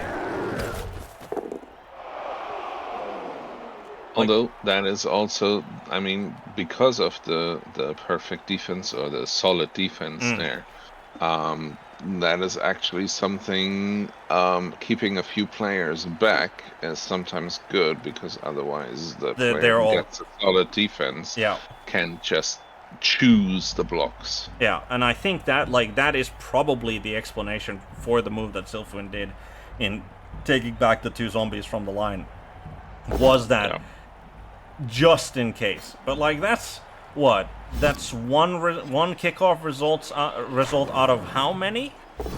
I mean, obviously in this case, like, it seemed like it actually was prudent, but, like, that's generally a gamble that I personally am willing to take, that, like, he's not gonna roll perfect defense. And that's a dead big un. That's a dead big un on that block, and there's no Apo for the Orc, so that is a big un just gone. And that's another player for Silfwin. And that's another zombie for Silfwin. So, that is not the start that you were wanting there for your Rosidox. Certainly not. Was that even I think that might have been... Yeah, that was a big one who had already gotten an injury as well, so that's 2 SPP gone as well. And yeah, Silfwin, good defensive position, manages to pick up the ball with the Ghoul Runner, move the Werewolf and the Wraith from over here to cover, and now he moves the Wraith that was here to where the Wraith that was here... Like, there used to be a Wraith here. And then he moved the Wraith there, and then he moved the Wraith that was in the center back to where the Wraith was. Well, he maybe thought about it afterwards, so... Yeah. That sort of thing happens in the heat of the moment. Certainly does. But confusion, if nothing else, he's causing me confusion, so... that might be part of his battle plan, but... Because, like, if I'm confused, then perhaps, like, if Rosidox is a newer coach, then Rosidox could certainly also be confused. Moves the big gun into contact with the Wraith, not Wrath. I'm gonna assume that could potentially be the blitz target there, or he's going for, okay, I got strength 4, you've got strength 3. I'm fine with tagging that. Moves the blitzer, like the leftmost blitzer, moves him forward into the back line, moves the goblin into the back line as well. So he's looking to generate pressure next turn, like like behind the cage, or whoever happens to be like the cage corners at the back. I think that's what he's going for here. Could very well be. but where... That line, like, if only the remaining Black Orcs, sorry about the one. The big ones, but yeah. big ones. Yep. If they just stand up, that's a line that it's very difficult to get through. Yeah. Don't even need to block. Yep. Just stand them up. Yep. Maybe move the big one slightly to the right there. I'm gonna assume that the zombie next to the orc lineman is gonna be like, he's gonna take a blitz target at that with the blitzer, because I mean, why not? Yep, there we go. Down he goes. He's got both down. He gets both down. So, and that's a dead zombie as well. Does the regen kick in? Regeneration failure. So 2 injuries and 2 deaths already. So this is, they're putting the blood in the blood bowl, all right? Mm-hmm. I have a feeling that that while Rosidog's may be happy about that, I feel that he might be, like, Silfwin is okay with this trade. If he can trade all of his zombies as dead for all of the big he's coming out even so far. Yes, because he does get a zombie off of the actual big kill, so yeah. Moves the orc lineman to also cover the wraith there, which I think was the smart move. Just because, like, he can get, like, the Silfwin could easily have gotten 2 assists and then gotten a 2-die on the big blocker, and this at least limits that somewhat. Moves a zombie. Moves the zombie next to the sideline to give an assist on the orc lineman. Moves the wrestle zombie into the middle. He gets tempted by the sideline play. He certainly does. Flesh Golem moves only slightly. I'm gonna assume, like, he's gonna take the 2-die with the wraith, right? Hopefully clear out the orc lineman, and then he's probably going for a blitz with the werewolf on the biggin, because that's gonna be a 2-die into a 2-die. And even if, and like, could even send to the sideline. Yeah, that could threaten a surf on the biggin. Yeah, I think I mean, imagine if he gets a knockdown on the line orc, he puts him also next to the sideline, and then he pushes the black orc next to the sideline. That's a surf next turn. Yeah. And he's certainly good enough of a coach to have spotted that, I think. Yep, takes down the line orc. Does he put him on the sideline?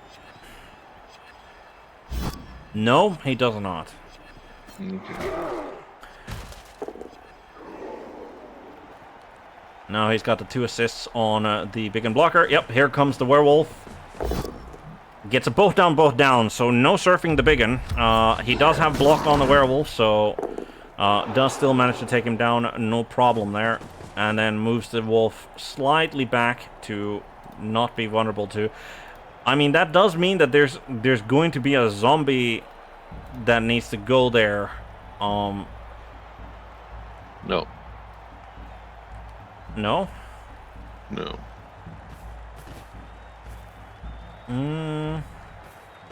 He, like, I mean, I'm like into a cage.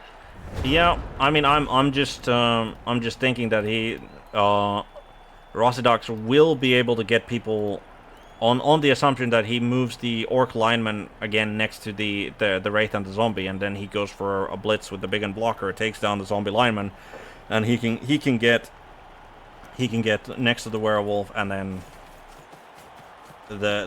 he can definitely make things awkward for Silfwin, but sure, he's not threatening the ball. Okay, so he picks up the big blocker. Maybe he goes for a blitz on the flesh golem instead. Like, if he takes the flesh golem down, then that does mean that he can get people next to the ball carrier, and he can easily get a 2-die on the flesh golem because he's got the biggins with the strength 4. Goblin moves next to the wraith in the back. That could be, I guess, an angle of attack, and I mean that's what the goblin blitzer duo went behind the lines to do anyway. Moves the moves the blitzer. Moves the blitzer next to the flesh golem. Picks up the line orc. Does not go into contact with the wraith or the zombie anymore. Just stays behind the big and blocker. Which is also good. It's a frenzy protection. Yes, absolutely. Just moves the blitzer next to the wraith that the goblin is next to. So they are looking to put pressure there, but they are not looking to blitz this turn. Orc lineman also joining in on the fun in behind enemy lines. Tags the zombie lineman there. Goes for the 2-die on the flesh golem. Does manage to take him down. And stand firm has been used. Should go for the stand firm. Yep, absolutely. Make him do it. Now he can move in. Yep, absolutely. If he wants. Which still would make it awkward. Okay, he does not. I mean, he can move the other big in there if he so wishes. And he does. I mean, I don't know what the difference there really was, but yeah. So the orcs are very much into tagging and he tags the remaining flesh golem with the blitzer there.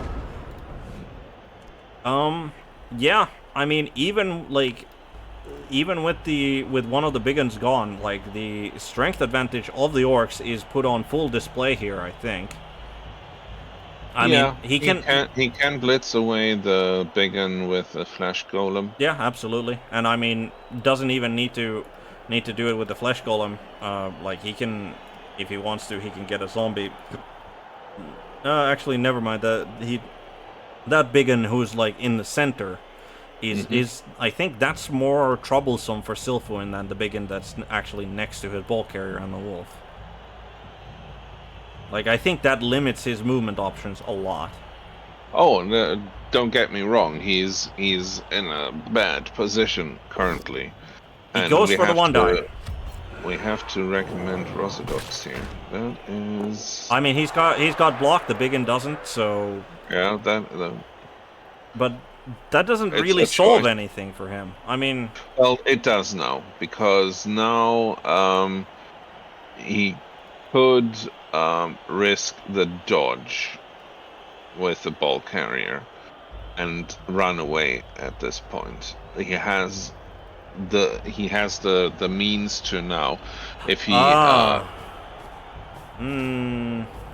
but he does not. Yeah, that is not. I was looking at him like he would pick up the flesh golem, he would move that zombie next to the line orc, then blitz the line orc. He dodges with the werewolf, and now he dodges with the ball carrier. So he does actually run away with the ball carrier, but not the way I figured that he would try to punch his way through the flank there. Yeah. Rather than run backwards. Well. Yeah. I mean, this does. Like, this does, okay, brings in the wrestle zombie as well. So he's got a 2-die on the orc blitzer, but he goes for a 2-die on the goblin instead. Gets a POW because obviously dodge does not exist as a defensive skill. No armor break to be had. Takes the 2-die on the blitzer with the flesh golem. Follows it up. But yeah, I think somebody's trying to make advances here. Does manage to get a stun on the orc blitzer, picks up the flesh golem, and does nothing else. I think Silfuin was like, he either was feeling too exposed for the flank, or he was thinking that he does not want to score that quickly, right? Yeah. Because he absolutely does not want the orcs to have a lot of turns to try and come back from the score. Yeah, either are very valid points, absolutely. Right. No deaths so far. So what? 2. We have as 2. in so far in this turn. Sorry. I was expecting more death because we've already come out swinging, but I'm a little curious as to why he decided to block the goblin instead of blocking the blitzer, because the blitzer seems to be much greater of a threat than just a goblin. Takes down the flesh golem with the big one, and does manage to free up. Juicy SPP. I mean, that's... We have to also consider that this is the lowest division. Yes. Some people just use it to farm SPP. Yes. The development over victory is certainly... Like, can't blame a coach for that sort of an ethos, and certainly, like, this is the place for that sort of mentality. You'd rather have it here than try to develop things in, say, the tier 1. Which generally ends up poorly in my limited experience of tier 1. Yeah. Moves in aggressively into contact there. I have a feeling that that's where the blitz is gonna be. The blitzer goes for the zombie, does manage to take him down with a POW. And that means that the blitzer can now once again tag that ghoul ball carrier. Mm-hmm. Yeah, the problem with thinking, and now his ability to run away is severely compromised by that. But yeah, the problem with thinking that, like, I don't want to score quickly, is that sometimes that leads to you not scoring at all. Mm-hmm. And Silfuin is definitely feeling the pressure here, I think. Yes. Although... Goes for the one die on the wolf, only manages a push, but that's good enough for him. Absolutely will follow that up. Yeah. Now we're getting into problem territory. I think we were getting into problem territory earlier, and now we're getting into the... Well, this is more than a problem territory. I mean, Silfuin does, I think, he has an easy 2-die on the goblin, right? Hopefully takes down the goblin with a POW. But then what? Like he can now the fact that the blitzer followed up. Yeah. So it was a little bit bad for it was good for Silfuin because now the dodge road is open again. Yeah. He can dodge forward as long as all of the other orcs have been removed. So that's where the block now on the goblin and potentially the block on the blitzer that's standing here is that blocked an orc lineman. It's an orc lineman. Yeah, that right there, that is now very important, whether we can clear a path here. Yeah. Ooh, that's only a push on the goblin as well. So that is not a path cleared. No. And yeah, the strangest thing, like, honestly, if you were gonna go for that play, like, where's your blitz, right? Like, where is the blitz? Ooh, yep. And he goes for the 1-die with the wolf, gets a skull, re-rolled into a defender stumbles, so does manage to take down a blitzer, gets him out of the way, which at least, and that's also a stun. That stun is pretty important. Yeah. I think now the ghoul just dodges sideways and then runs away still. Like, I don't think he tries to go forward. He just runs away. Oh, he goes for a dodge with the Wraith instead. And he doesn't even blitz with the ghoul. He just takes a push. He just takes a regular 2-die on the Orc Blitzer. This is wow. That's and he makes a zombie dodge. He has... You just have to believe. Yeah, he has more faith in that 4+ zombie dodge than I do in my entire team of Dark Elves. Right, but we are closing in on the time where we should be getting into... I'm checking. Yep. Please do. Probably forgot to click blitz. Yeah, that is also quite possible that he forgot to actually put on the blitz on the ghoul runner there. We do not have a championship match yet. We do not have a championship match. All right, fair enough. will keep on going until a championship match appears. Though, to be fair, we could be taking a look at the championship teams that are going up against each other, like taking an actual view of them. So, we'll check what happens here for a little bit. Takes down the zombie there. Now has a 1-die on the ghoul runner with a block piece. Or a 2-die if he goes for the big one. I think the block, like the blitzer blitz was probably better. Yeah. Does not even re-roll the 2-die. No, at that point. Yeah, at that point, yeah, probably not worth it. Follows it up. But yeah, I think that's very good for Silphwin. Like, I don't think Rossidox really has a...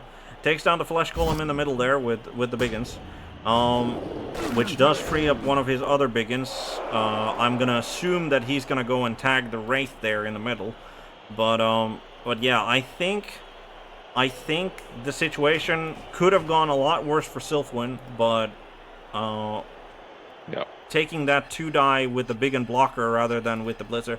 But again, if you're a new coach, like you always think that 2 dice better than 1 dice, and in general that does, like, that is true, but makes the rush to get on the other side of the wraith. I'm not sure he knows that wraiths have sidestep, or perhaps he has forgot, because I don't think that really does anything, moving him there and risking to at least blow a reroll on a failed GFI. Takes down the wraith, and I'm gonna assume he's not gonna follow that up. Yeah, he'd rather keep the Orc Blitzer free in case Silphwin tries to do some kind of a breakthrough attempt.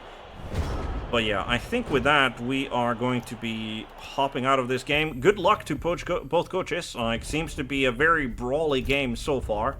But we are going to hop on over to take a look at the. Let's check just in case. Yep. Nah, that's not always the case with new coaches. Sometimes if they got a good name, they can always say that. Yeah. That's a certain philosophy that you can certainly subscribe to, and for the pain, but yeah. So. We have the Sunshine Boiz, yep, and the Bearded Beerchuggers. I do have to say, I'm gonna give the name off to the Bearded Beerchuggers because, like, well, that, like, what is a dwarf if not a Bearded Beerchugger? So, yeah. Taking a look at Wenteros' team, Wenteros played Pidpad in the first match and did manage to pull out a victory. He does get a Troll Slayer, does have a Troll Slayer missing, the better Troll Slayer that is, with the Mighty Blow Stand Firm. He got a minus passing ability on his passing ability null, so just essentially an MNG. He's got 2 of his blitzers have guard on them. One of them could random a skill. I doubt he will. We've got Troll Slayer with Mighty Blow, 2 SPP, so no skills coming on him. He's got both runners, so one of them has Block Dodge, the other one has Wrestle Strip Ball, and they have 10 and 11 respectively on the SPP front. I doubt he's gonna be randoming any skills on those. And then we got 3 dwarf blockers with guard and 4 dwarf blockers with nothing. I doubt he's going to be randoming a skill for the blocker with 4 SPP. 3 rerolls, apothecary. Very solid dwarf team. I mean, it is. It's everything an elf coach hates, but then also everything an elf coach loves. It has tackle galore and some mighty blow thrown in, but it is slow as hell. Yes. Bermini Houdini, Sir Runs-A-Lot, Speedy Gonzalez, and Roger Dodger could always save the day. Well, yeah. I'm sure they could. I'm just saying that not all people have such great naming sense as to imbue their players with legendary qualities. So, yeah. And that biggin certainly didn't didn't manage to do a legendary job of hitting the ball carrier, so there's that. But yeah, no, I like the stand firm on the Troll Slayer. I mean, it's because of like the Troll Slayers being like the sideline players, right? So you want that stand firm because you're definitely not getting sidestep on them, so you want to stand firm. I'm gonna assume that he's not gonna go for another stand firm on the other Troll Slayer. I'm gonna assume that he's just gonna go for probably tackle, like, since they don't start with it. Like, I don't think there's really, like, the Troll Slayer kind of, like, there's not too many, like, actual skills that a Troll Slayer needs. Like, you get... I think stand firm is a very good one. It is. He probably wants that eventually. He could also go for Juggernaut on one. Yeah, I can definitely see that. Honestly, I think honestly the Juggernaut on the guy like for the step next. Stand firm. Yeah. Yep. Like just makes him like an incredible like sideline threat. Yep. But yeah, no, absolutely looking like a very solid dwarf team. Just in case there's nobody live for now. Taking a look at the Sunshine Boiz. Black Orcs. Also missing a player for the match. We have one of the Black Orcs not making it, just MNG. Yeah, I mean... This is kind of, like, I feel that this is probably what the Dwarf coach hates to see, is just mass of Strength 4 and a Strength 5 guy, and I mean, like, they don't have too much guard, only the one, but, like, block on two of them, and the Brawler does help. Like, the Brawler does actually make a big difference compared to a big un from an Orc team. The fact that, like, just, like, a both down is not necessarily, even when you don't have any rerolls, is not necessarily a death sentence for the Black Orc, like, blocking. Yeah. And then obviously, like, there's the okay, they got a push and they got a both down, and now they get essentially a free reroll on the both down, without any danger to see if they can actually take you down. So, honestly, Black Orcs are probably a pretty good matchup overall for, like, into dwarves. Who's getting the inducements? So the Black Orcs are sitting at 1,250 TV, and then I believe Bearded Beerchuggers were slightly above that. Yeah. So 1,335. So we're looking at. I mean, the Black Orcs are getting a bribe.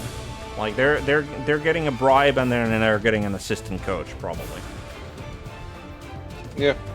Like, I don't think there's really any question about that. So Black Orcs getting a bribe on the Black Orcs. I mean, fouling against dwarves.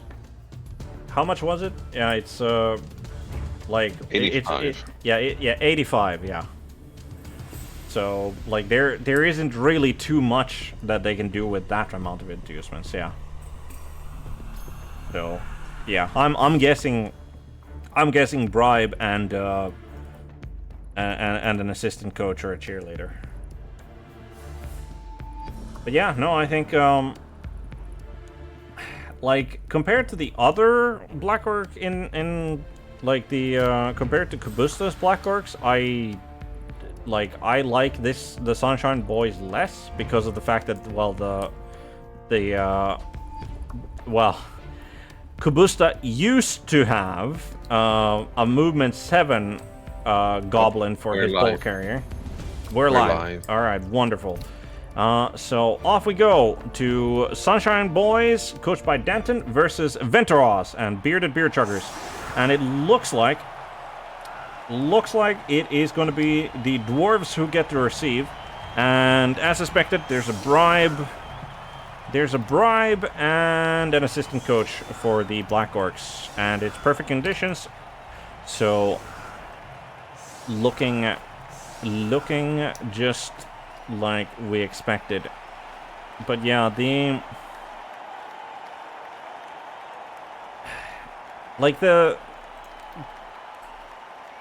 I don't know, the goblins kind of just leave me with this, like, there's a goblin with tackle pro, for God's sakes. Yes. Like, is that, and he's got a niggle on him. Is that a goblin you really want to keep in a Black Orc team? I mean, I guess if you're... Well, the pro is okay-ish, because you need some, let's say, ball handling skills, and in a pinch, that'll do. Yes. The tackle, though?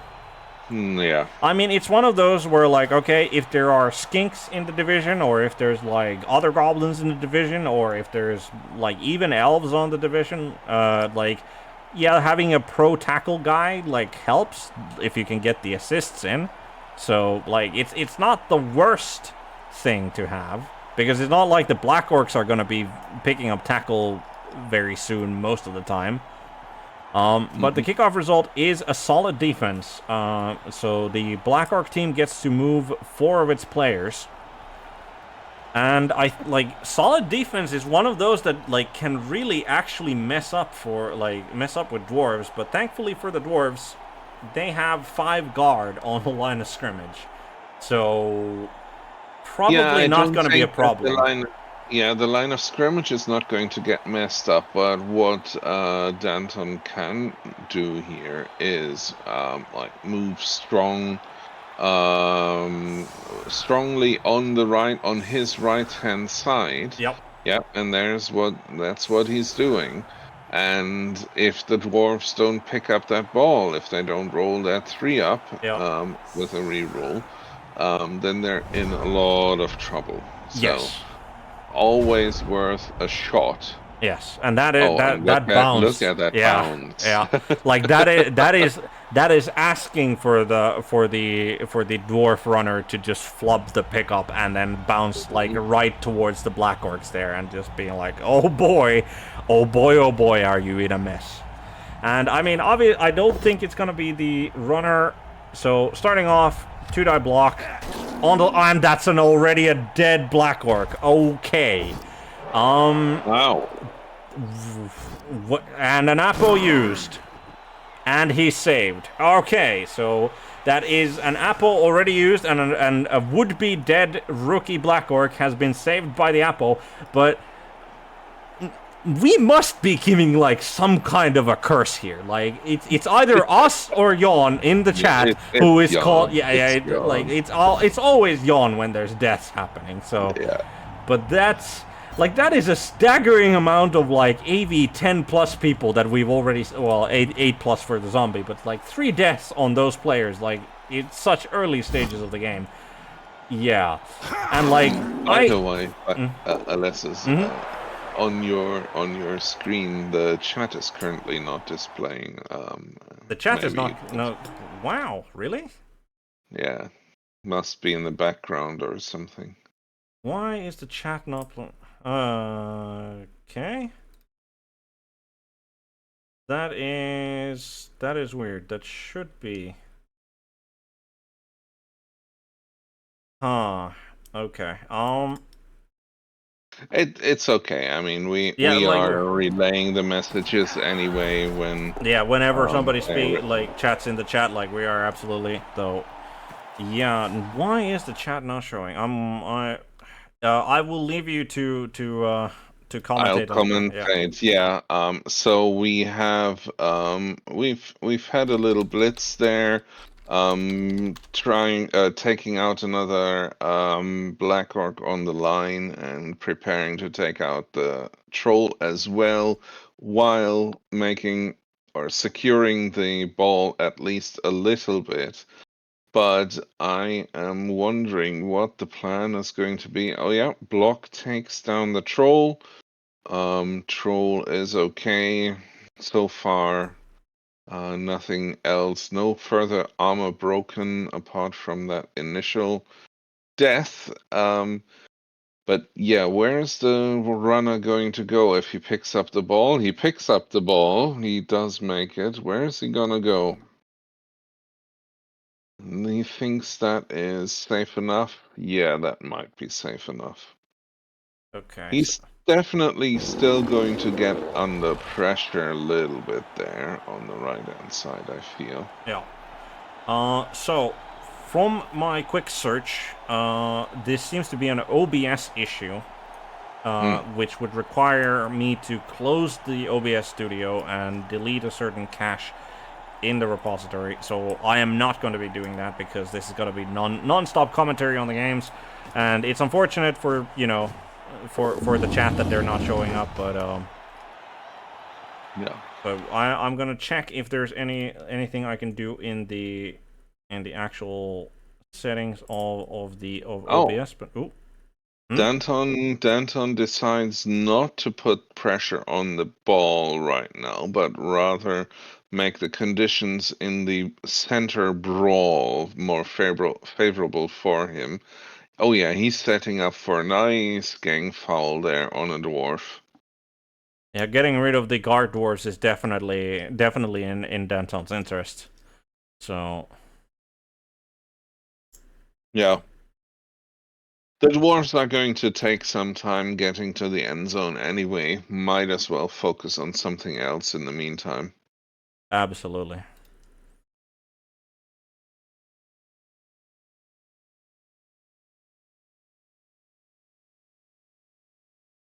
And here comes the foul. Let's see. What do we get? Nothing but a stun.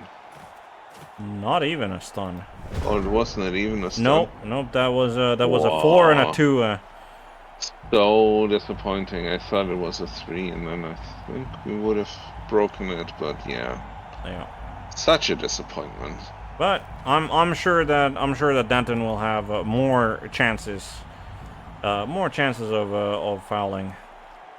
I'm sure of it. Yeah. I mean, that's what Black Orcs do, right? Foul and surf.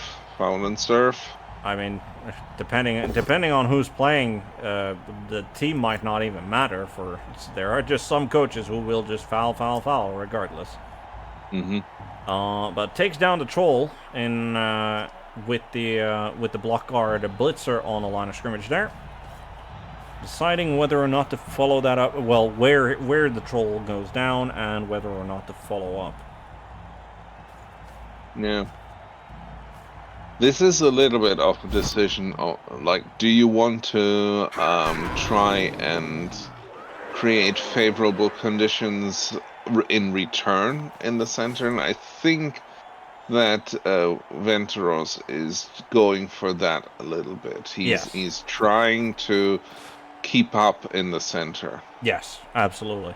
He is trying to leverage that guard advantage that he has to the maximum degree, especially now that one of the Black Orcs is, for this drive at least, out of the field, lessening the strength advantage of the Black Orcs here. So I think he saw, like, and it's not like he's sacrificing his, like, cage positioning to do so either. So this seems like a risk-free, like, let's see what I can do sort of situation. Goes for a blitz on the sneaky gid goblin, only manages to get a push, does not follow it up with the lineman, gets another 2 die on a Black Orc, and down he goes because he's got block and the Black Orc does not. No armor break there, however. And then moves the rookie lineman next to the Black Orc. The troll stands up, no problems. I mean, not the worst position for either team at the moment. No, I wouldn't say so either. No.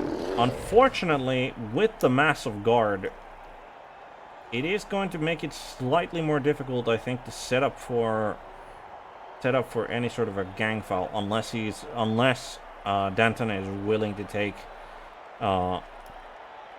some 1 die, which is certainly not a great place to be. Or if you yep, he goes for the 1/2 die that he has, and there we go. Brawler makes that instead of just a both down, actually takes down the dwarf. But where is he going? Where is he getting pushed to? And he does not follow him up, so he pushed him into the guard into one of the guard blockers, who then got shunted next to the... Ooh, okay, that's a double skull. Team reroll into both down push.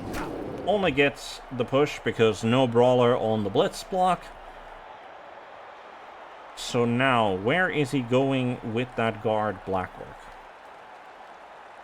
He needs to keep him mobile. I think he's gonna pull him back. Yep, as expected. Not exactly where I pictured him going, but and he pulls him back more towards the center. This is where you could have improved your position a little bit if you had planned that in advance and moved the goblins a little bit around. Yeah. To make room for that Black Orc to go through. Yeah.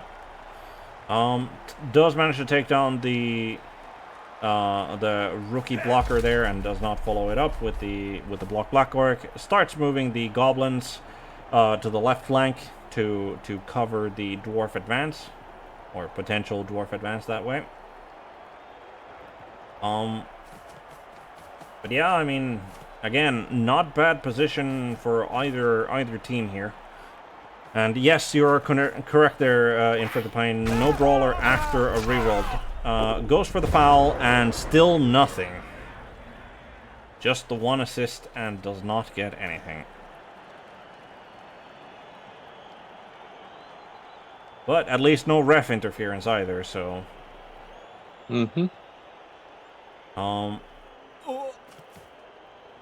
Picks up the just fouled dwarf. He is going for another 2-die on the sneaky git. Gets both down this time. He's got an armor blast on him, trying to get him out, but no armor break. No armor break to be found for the dwarves on that goblin. So he gets to continue being a sneaky git for now. He is sneaky. He brought the Black Orc armor today. The Black Orc armor with his busted armor, yeah. But with that blitz being spent there, I don't foresee a great advance for the Dwarven cage. No. So, but I mean, Wenteros is again like, it was the coach with the best record going into the championship division, so he clearly knows what he's doing. But like, this is one of the things that I personally like struggle with at times, and one of the reasons why I personally don't like playing dwarves is because I often feel like I am too slow in moving up, and that either I'm gonna need to do some desperation plays, or that I might just not score at all. So goes for the 1-die on the rookie Black Orc, gets a push, does not follow it up, frees up the dwarf blitzer, gets a 1-die on the troll, gets a skull with his guard blitzer, accepts the skull, does not try to reroll it. No armor break on the slap from the troll. Oh, so disappointing always. I root for trolls. Ooh, is he gonna brawler or is he? Well, actually, he might as well brawler because, well, or he just accepts the both down rather than risk that being a double skull, as he did have block on that. But that's slightly unfortunate on the block there. Goes for the blitz against the guy who just took a blitz against the sneaky git and takes him down with a defender stumbles. No armor break there. Moves the guard back into the center, back into the fight. Brawler there. Only gets a push. Only gets a push. He can push him next to the other rookie Black Orc. Yep, as expected. And he can then get another 2-die. This time, Dwarf goes down. And he can now set up for a pretty decent... Like, he can get, what, 3 assists on the foul if he puts him into the correct position. But no, he pushes him into the dwarf, into the guard dwarf that's still standing. Follows it up with the rookie Black Orc. he needs one more assist, and the Tentacle Pro guy can take a 2-die on that particular dwarf. And even if it happens to be a push, he can definitely get another 2-die there. Yep, so moves the goblin to assist. Down he goes. Down he goes. Now, I think, like, that seems like a decent, like, if the if he goes for the troll block and the troll block manages to be something, does not go for the foul with the sneaky git, but might go for the foul with another one. Oh, the troll goes dumb. That is the worst possible outcome. No, but probably not the worst possible outcome, but will go for the foul regardless. Gets a stun this time. Gets a stun. No ref interference. Yep. That'll do. That'll do. I mean, at this point, Danton is probably like the fact that he is just playing around the center. He's just trying to slow down. Yes, and he has certainly succeeded in doing that. Like I think Danton is pretty happy where the game has gone. So aside from the removal of the Black Orc, but aside from that, I think Danton can be pretty happy about the current game situation.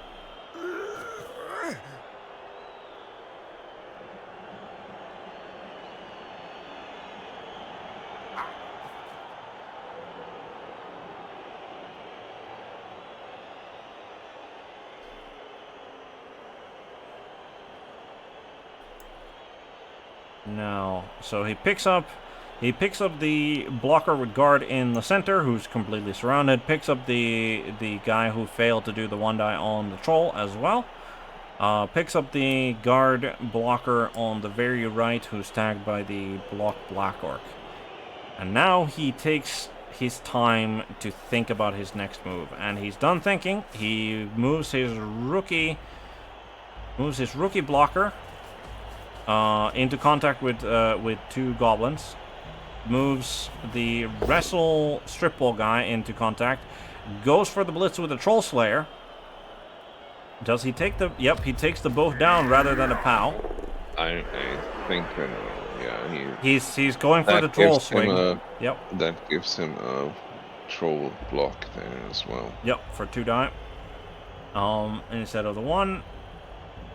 But again, does not advance him too much. But at least he has cornered the goblins a little bit on that side. They're not in a happy position right now. No. Does manage to take down on the troll, pushing him onto the Black Orc, just trying to get as much out of the fact that now the Black Orc won't be getting a block on the dwarf. And they have only movement 4. Gets a 1-die on the rookie Black Orc, only gets a push with his blitzer. Does not decide to follow that up and frees him up as well off the dwarves. So that went out pretty well for, and the troll once again decides to be uncooperative. Yeah, that's That is not the best here. That is quickly becoming a problem, I think, for Danton. Yeah. But I guess the fact that he's got a few free pieces, few free Black Orcs at least there, means he can swing around to the left side a bit. Yes.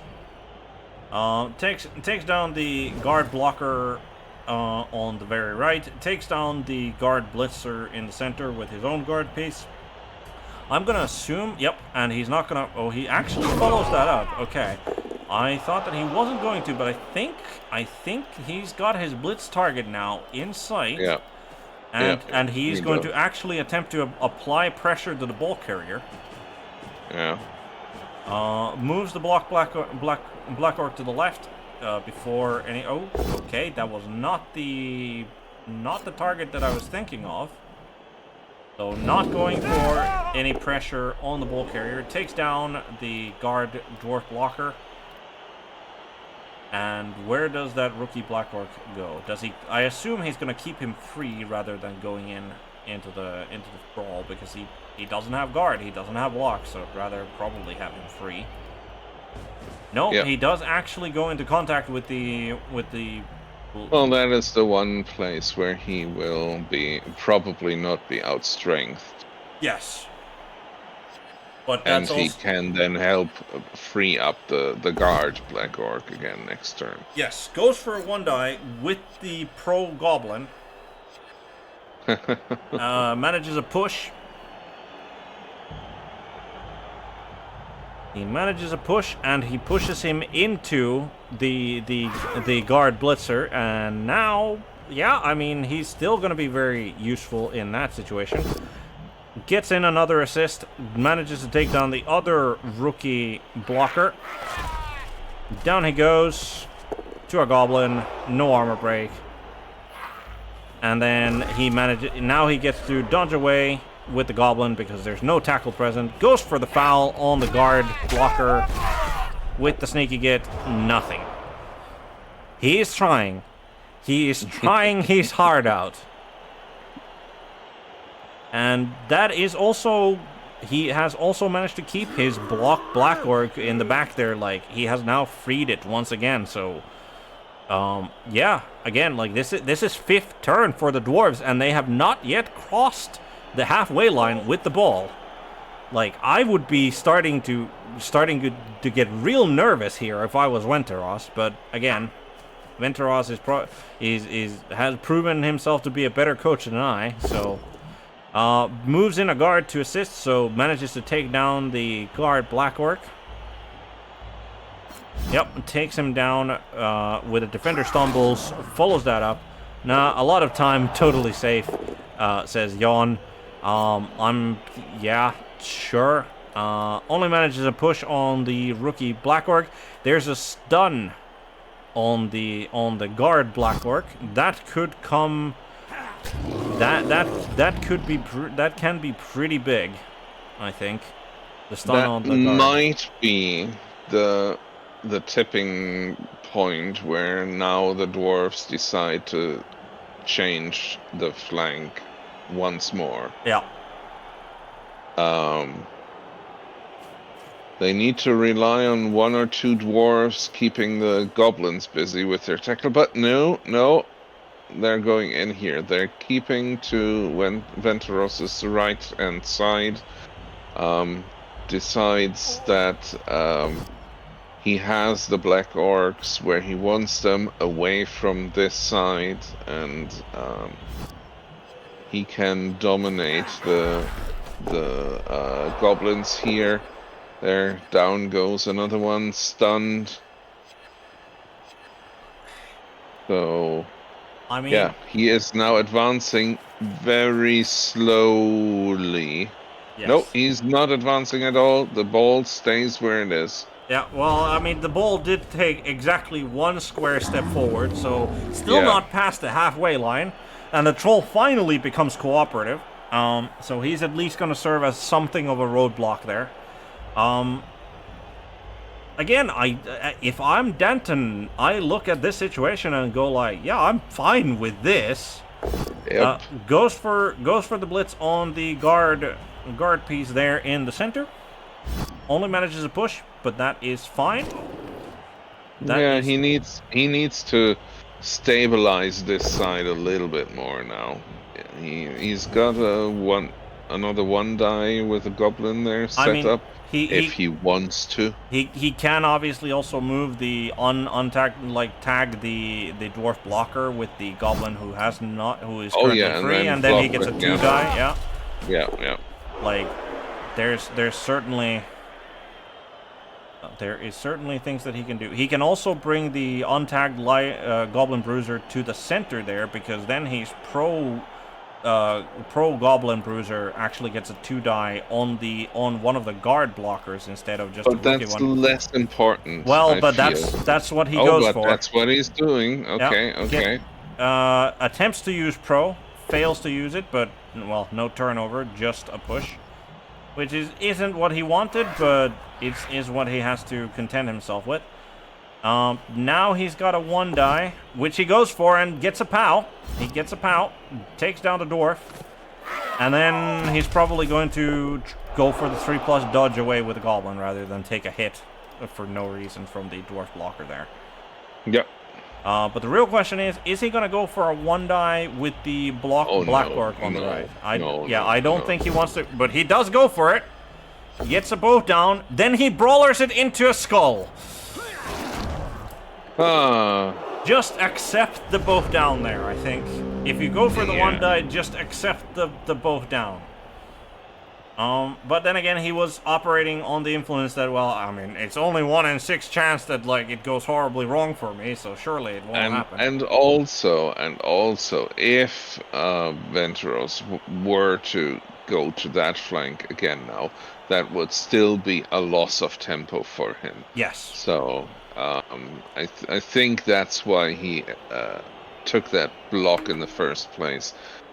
He thought it's not going to decide anything this half, so he might as well take it.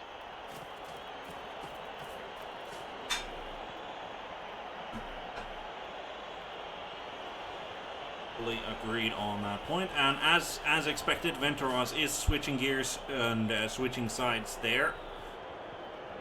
Yep. But that does also, I think that kind of works in Danton's favor in a little bit, because it's not like the dwarves on the left flank are going to be fast in getting over there. And he's got 2 Black Orcs there. Yeah, and I mean, like, exactly, he's bringing the dwarves back into, like, the reach of that guard Black Orc in particular that I'm looking at. Just, and yeah, no, I mean, again, after this turn, that dwarf runner has 2 turns to make it to the end zone. It's enough turns, but it's not a comfortable amount of turns. No, and it's GFIs already, isn't it? It's 11 from where he is. But he's got 6 movement. Oh wait, he's got 6. Yeah, okay, so he can make it without GFIs right now. Yeah, for the moment. Down goes the rookie Black Orc, no armor, right?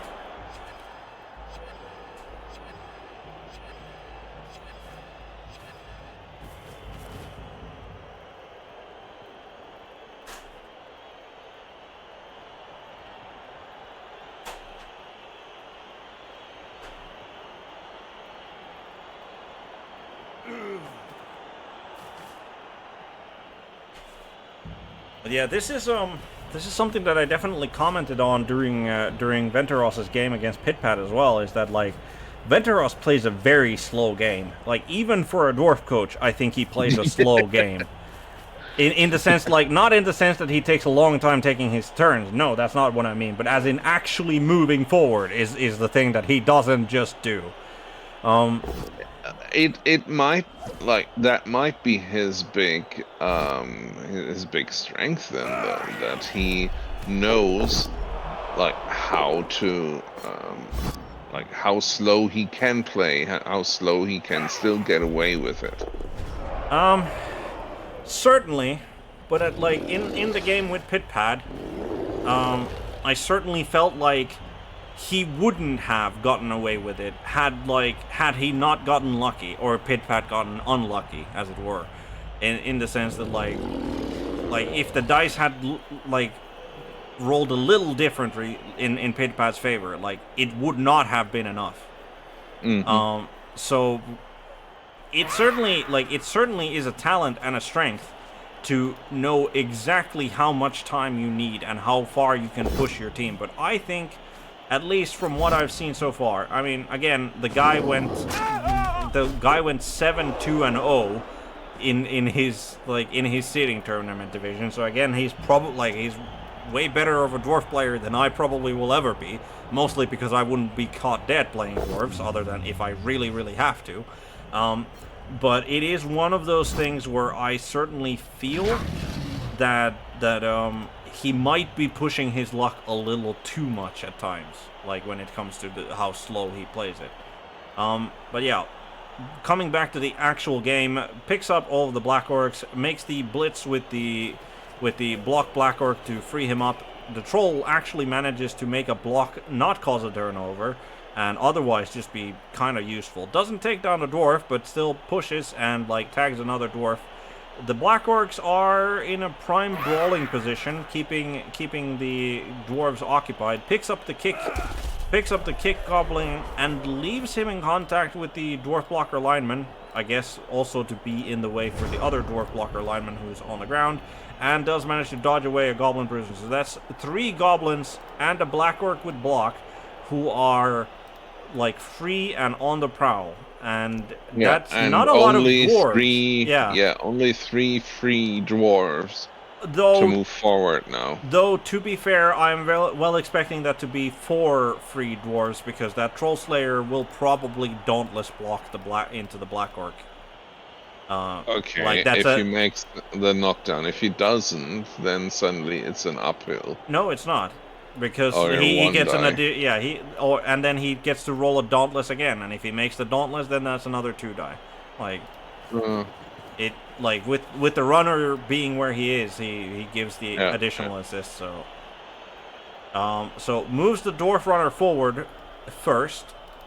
Make sure that he's at least got that threat going for him. But then so he moves the runner, so he's probably... I don't like that. But he moves the runner slightly forward and as a cage corner, so no fancy shenanigans there.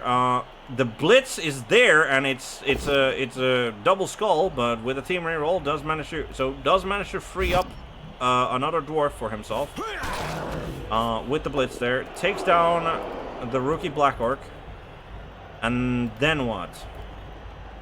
Now that becomes a back. Yep, he becomes the back corner. Blocker moves forward. Then that becomes a forward corner. Yeah, I mean the Black Orc is definitely going, like, that is probably the Black Orc splits target there, like the forward corner blocker.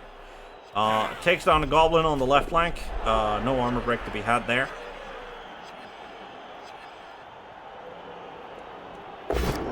Yep, there goes the Dauntless block. Goes into push into, and then into a 1 die. Does manage to take him down, and does manage to free up.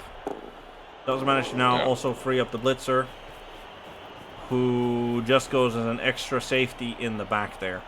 I would have personally put that Blitzer into contact with the Black Orc, because I don't think that extra back cover is exactly necessary for the runner. And stopping that, you might be right, yeah. Forcing the Black Orc to, well, either not be making the blitz or making a dodge for that blitz, I think is better. Takes down the guard Black Orc in the middle, and then makes a 1 die against the troll, which then frees up the dwarf blocker lineman with guard, who does what? I'm gonna assume he's then going to be the one who tags the Black Orc.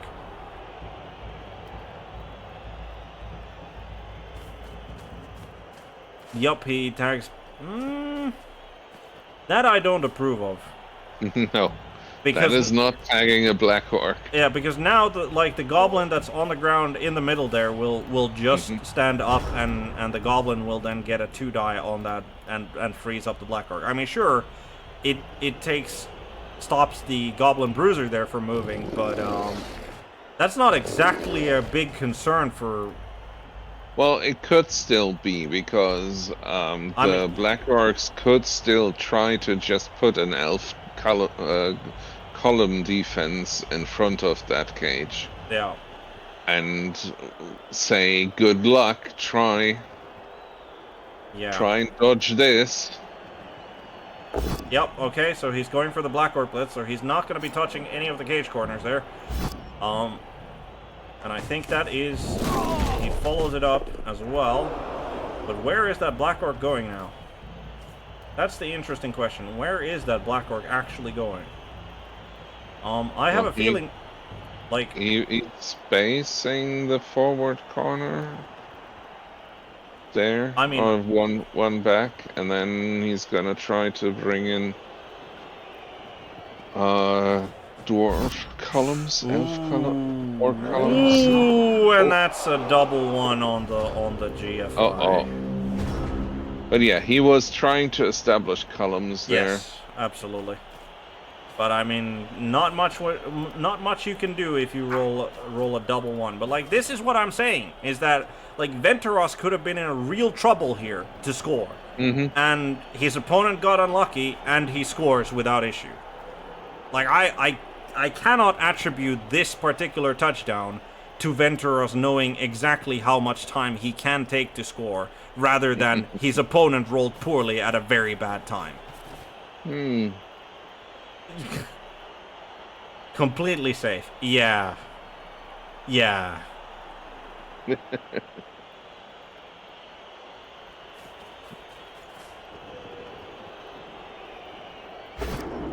Yeah, it takes the greed blocks as well. I mean, might as well. Yeah, might as well. Yeah, working as intended. Yeah, I'm sure it was. Takes down the guard Black Orc. No armor break to be found there. Goes for a 3-die on the Goblin Bruiser. Takes him down. Easy peasy. Don't think he's gonna... I mean, he can get a 2-die on the Troll, I guess. Yeah, he can get a 2-die on the Troll, which he is gonna go for. Yeah, I think... I'm not enough of a dwarf coach, but if you're a dwarf coach, you probably take all of these blocks all of the time. Yes, absolutely you do. No damage to be done to the Black Orcs, and then they score. So, yeah. I think my thoughts about this particular score is and how Wenteros played it are abundantly clear. So, but 1-0. The Black Orcs do have the ability to go for a throw teammate touchdown. Unfortunately, against dwarves, that's even less likely to work than others, because they have all the tackle in the world to stop that goblin, even if he manages to actually make the flight. And you can see that Wenteros even has the anti-throw teammate defense on tap. Yes, absolutely. He has it saved, so yeah.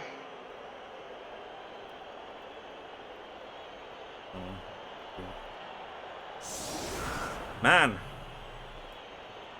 oh man, if only the Black Orcs actually had movement 5 rather than movement 4, because he could then actually just blitz one of the dwarf blockers there. But no, the Black Orcs on this team have movement 4, and the big uns on the Orc team have movement 5 because of reasons. Because Orc teams aren't good enough, are they, without that movement 5? Oh. But yeah, still, I mean, again, the throw teammate he's certainly going for it. Like, what does he have to lose? It's not like he's gonna run out of goblins. Considering that there have been very, like, aside from the death, which got saved, very, like, no damage at all was inflicted. Like, not even on the goblin. Like the sneaky git goblin got hit multiple times, and he's even, like, he's got an armor bust on him as well. And yet, best he ever got was a stun. So, like, I have to say, Jon, are you even trying?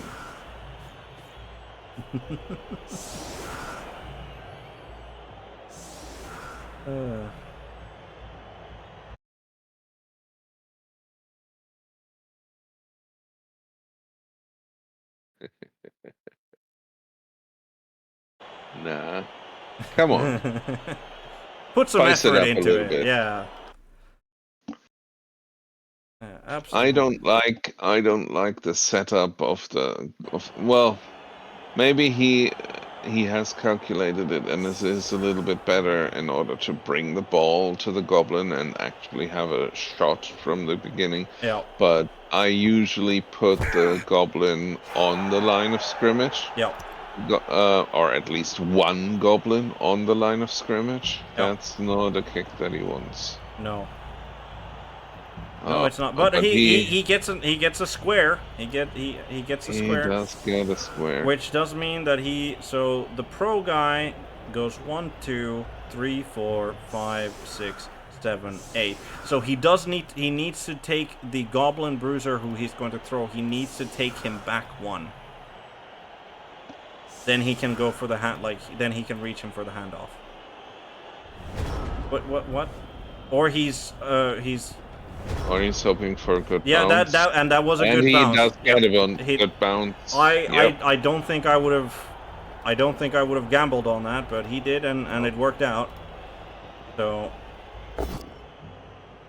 okay, manages to clear off the dwarf blocker from the troll.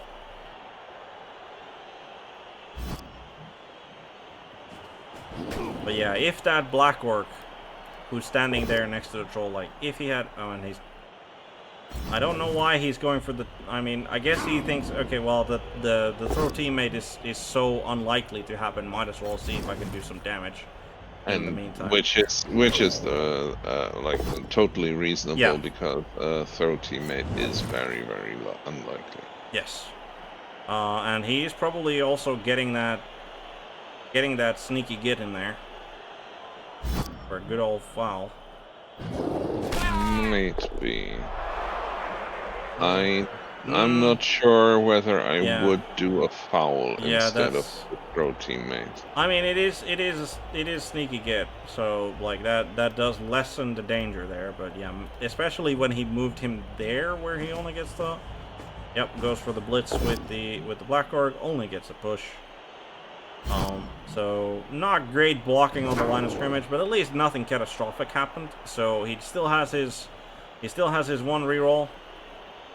He still has his one reroll, and I mean, it's going to be difficult, but you might as well go for it.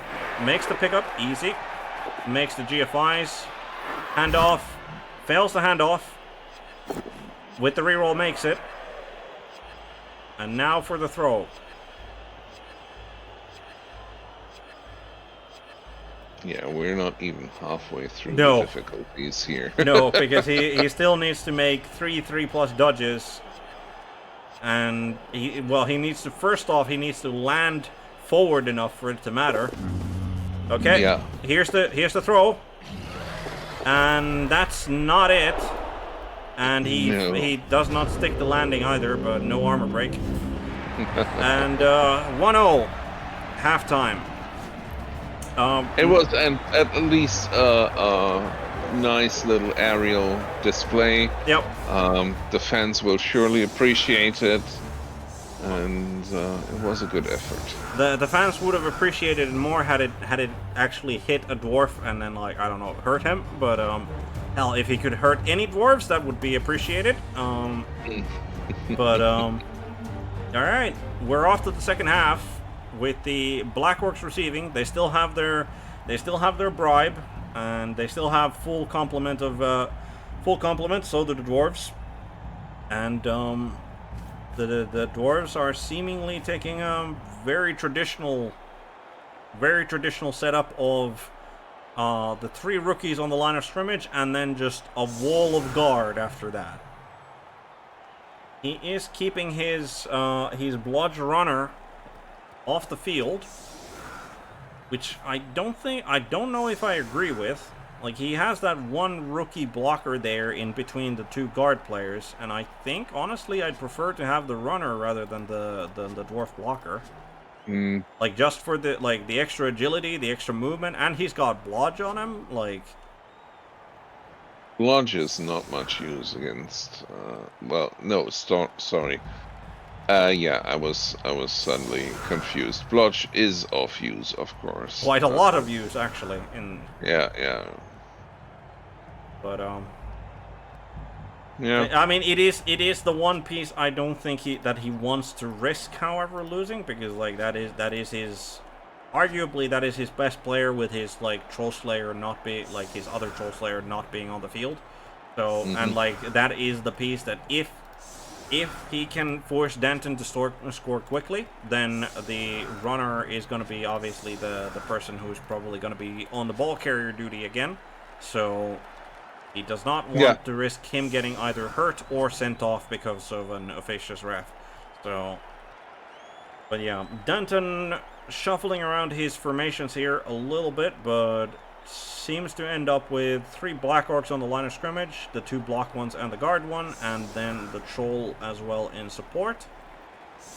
And then he's just shuffling around his goblins, leaving just a rookie guy with 4 SPP as the most backward one, though even he's like...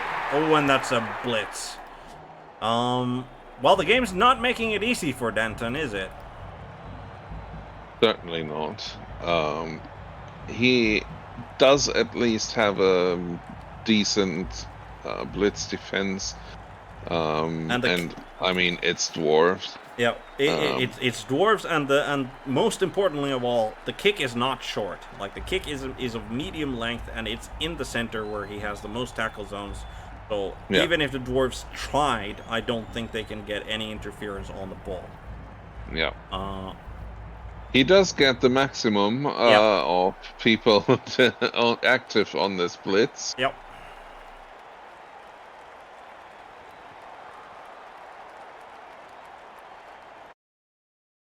By the way, still not the biggest fan of the kickoff results like blitz and perfect defense and so on, but they did at least make it considerably better and not so swingy with that new rule, the D3+3. Yes, yes, absolutely correct on that account. I have something that I am going to do. Yeah. So Wenteros is advancing on both sides here. He is putting pressure on both of the wings that Danton presented, and now he's going for the blitz. Knocks over the Black Orc on Danton's right-hand side, and now moves another dwarf in there. And yeah, both flanks are under pressure. The only thing that Danton can really do is punch through the middle where he's still got the strength advantage. He does knock down 2 dwarves there. The third one was only a push. And now, if he can pick up the ball, he can at least cage for now and try to stabilize that way.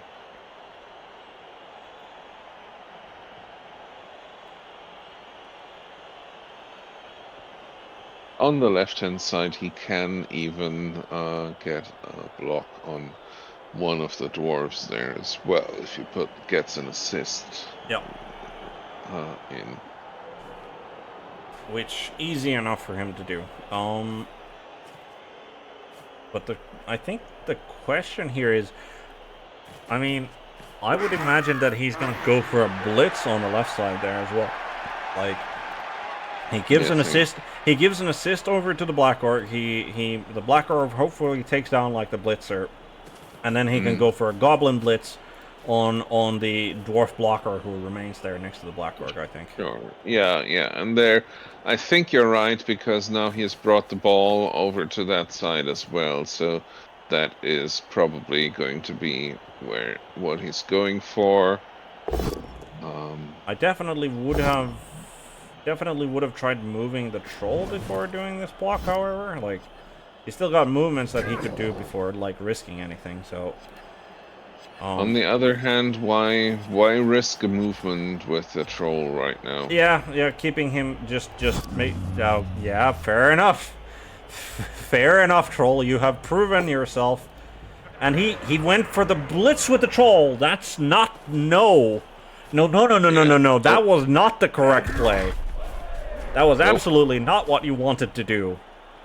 He is lucky, however, he makes the 3+ dodge with his goblin from the right-hand side over to the left-hand side. So that's a lot of dwarves who have a long track ahead of them. I mean, from one flank to the other. I would have been very tempted to pick up the Black Orc who's on the ground, and I mean, yes, he probably gets surfed because of that, but like, he's committing 3 dwarves there to surf him if he does, or at least 2. So like, and that's less dwarves coming towards the important way. So Yeah, no, I don't agree with the troll blitz attempt there. Like, I get it. Yes, it's 3 dice, and like I get it. It's only a 2+ for the troll, like for that the troll needs to clear. But if he doesn't clear it, like you had 2 dice with a goblin regardless, and like you do not want that dwarf to be in contact. And, like, that's the thing is that, like, if he had actually just done the 2-die block blitz with, like, a goblin, right? If he only got pushes, then he could have easily pushed that, like, dwarf blocker next to the troll, and he would have gotten a 2-die with the troll if he wanted to take that block anyway. And if he, like, the troll blitz, I think, was just not at all the correct way to go.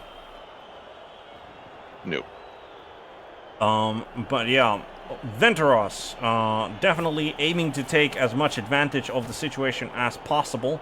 Moves in a guard blocker next to the Black Orc and the Goblin on the left flank there. Takes them out of the equation, which means that he will get a 2-die on the pro tackle Goblin with the niggle there. Moves his other guard blitzer to tag both of the Black Orcs in the middle there. Moves another guard one to get an assist. Takes down the pro tackle Goblin with the 2-die block. Pushes him back. Does not follow up. Slightly curious that he doesn't, but puts him down next to the Troll Slayer. Goes for a blitz on the Sneaky Git. Takes him down as well with the Defender Stumbles. And that is the first Goblin removal of the game. Badly hurt on the Sneaky Git with the busted armor, and now he is next to the Goblin Ball Carrier. And he's got his, yep, there, the other guard blitzer also gets in on the fun there. Yeah, we could say that is a bad situation right now. I mean, yeah, absolutely would say that is a bad situation.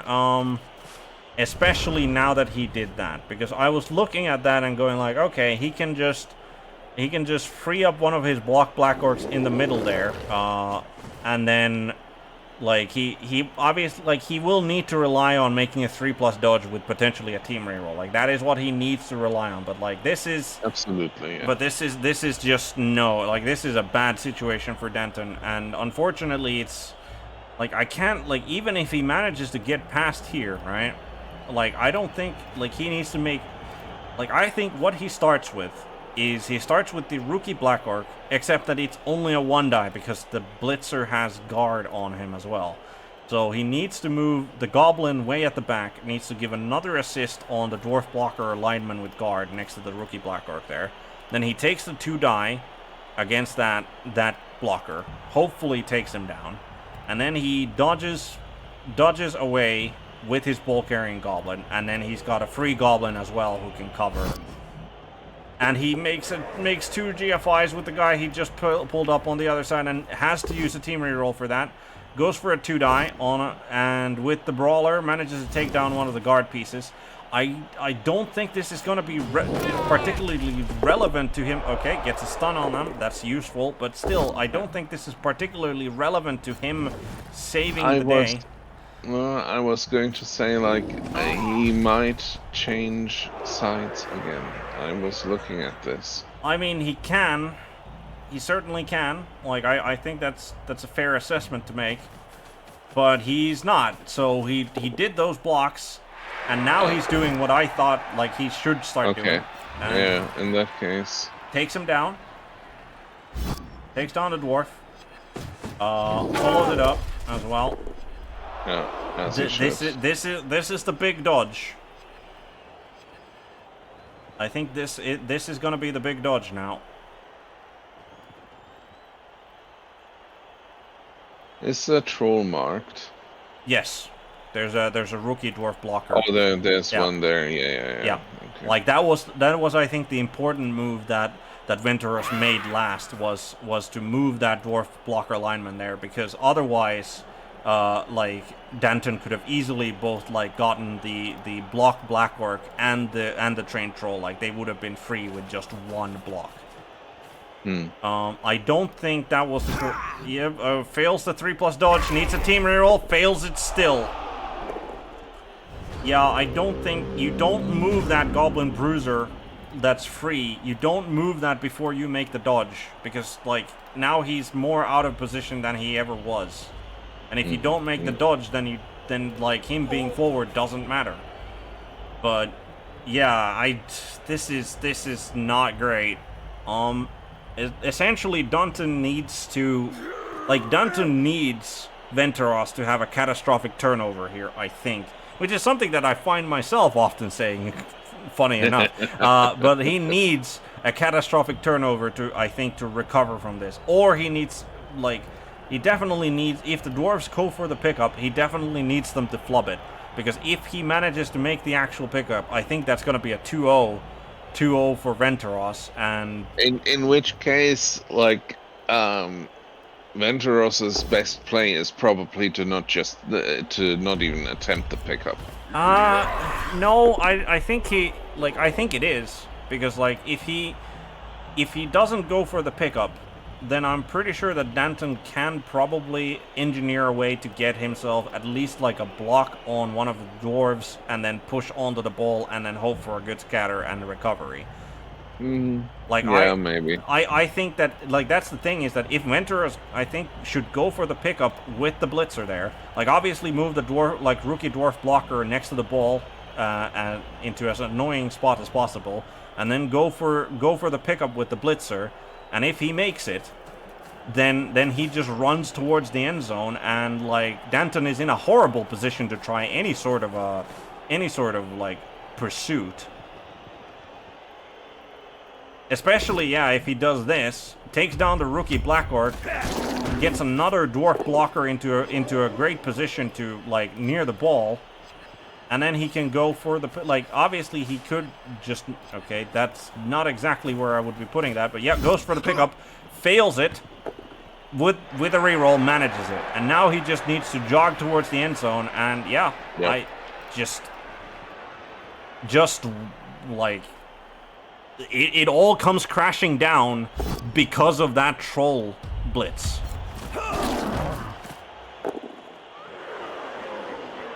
He's got good dice. He's not obviously playing badly, Wenteros, but he's also getting the dice. Yes, like, Wenteros has not had anything go against him, really. Like, nothing significant has actually failed for him.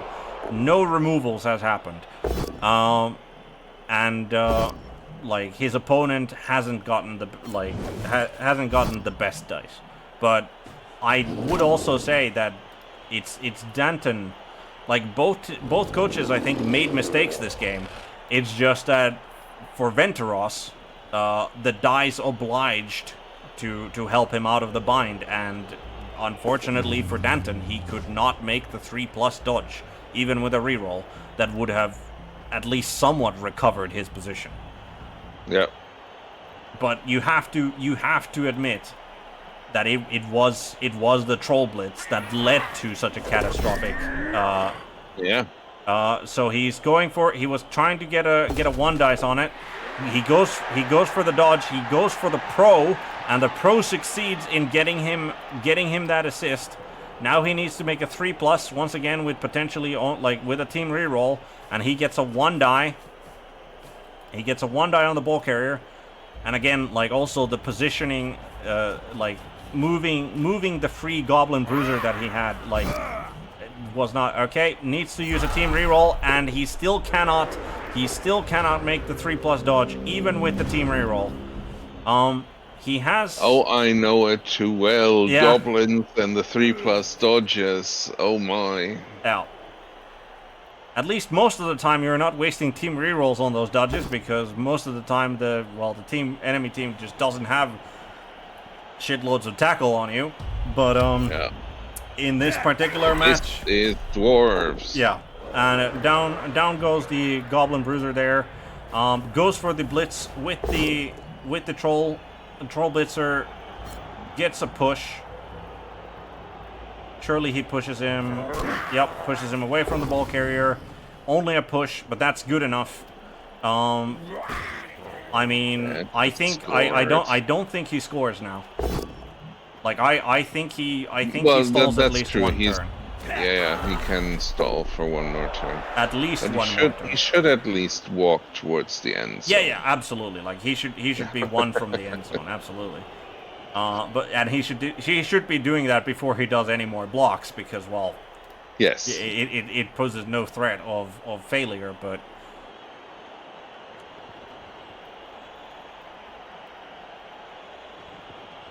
But yeah, this is I think this game is honestly a pretty good sort of indicator of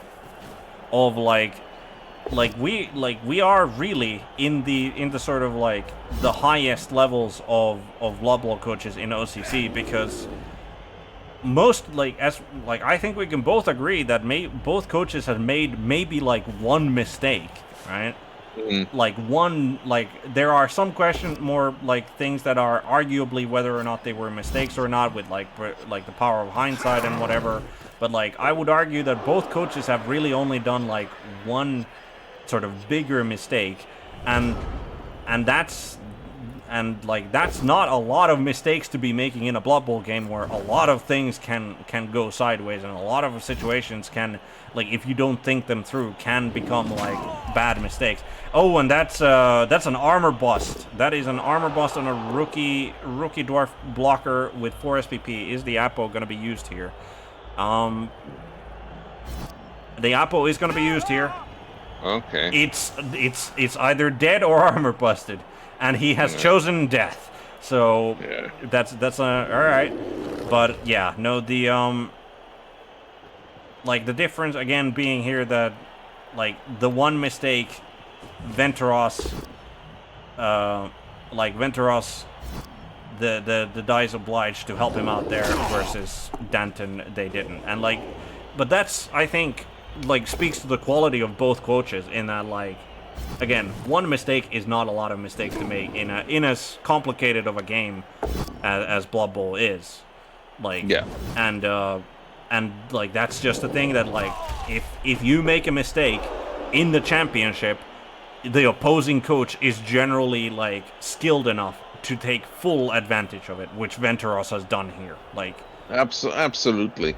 And also, considering both are playing rather quickly still, occasionally you're having trouble keeping up with the commentating here. That's how fast they're playing, and they're doing all of that at a very high quality. And now Danton can make those 3+ dodges. That's Blood Bowl for you. When you really need to make those 3+ dodges, you don't. And then now, and then he manages to flub the actually important GFI, the 2+ GFI, to actually mark the ball carrier. That he fails. That is Blood Bowl in a nutshell right there. Wonder if this is enough now to force the score. I don't think so. Maybe, because Wenteros, he's not exactly in a great position to he goes for the blitz, push into potentially a down. Yep, gets a POW, so down goes to tackle pro guy. I think he can stall one more turn. Okay, he KOs. Yep, he can stall one more turn, because all he really needs to do is just get in the way of that Black Orc. So I think there's going to be at least one more turn of stalling.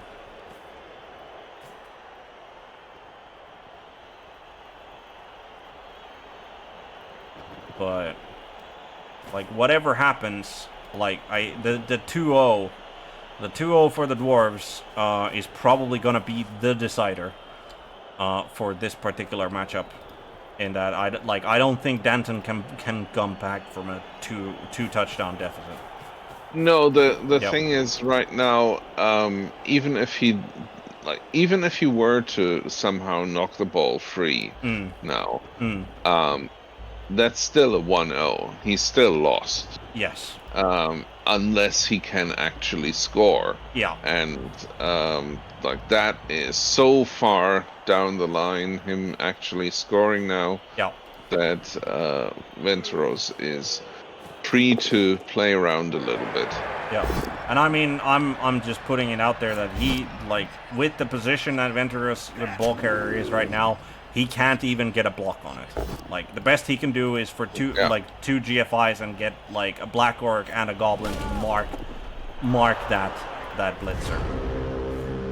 Like, that is the best that Danton can do. And I think that, at that point, yeah, he doesn't even do the GFIs. I think he just moves forward, because that probably puts enough pressure on Wenteros to score the touchdown anyway. Yeah, and then he might as well try to get one of his own in there. Yeah. Still. Yeah, I mean, it's like the touchdown differential does matter, and obviously like it's still gonna be 3 SPP, and like sure Wenteros is probably like is gonna put up a defense, but like in a situation where he's 2-0 up, he's probably not gonna be putting himself like in unnecessary danger to stop the touchdown. But yeah, Danton is going for he's finally really getting to put that muscle in to like bully the dwarves, and he's actually getting them down as well. So he is at least getting his chances of potentially doing some damage. Unfortunately, Dwarven Armor keeps on holding. Troll gets his own try. Nope. It's another 2 die on that. Yep, like that's a lot of POWs to be throwing around, which are probably still not gonna really like actually end up doing anything. Yeah, that's just Nuffle for you, trying to pad the statistics. Yep. Like, you can't even go to the stats and go like, look, I got horrible block dice. But no, you don't. Like, according to this, it seems pretty equal. Yep. Yep. That is the way Nuffle works. Not in mysterious ways, but generally in spiteful ways. Yes. But yeah, I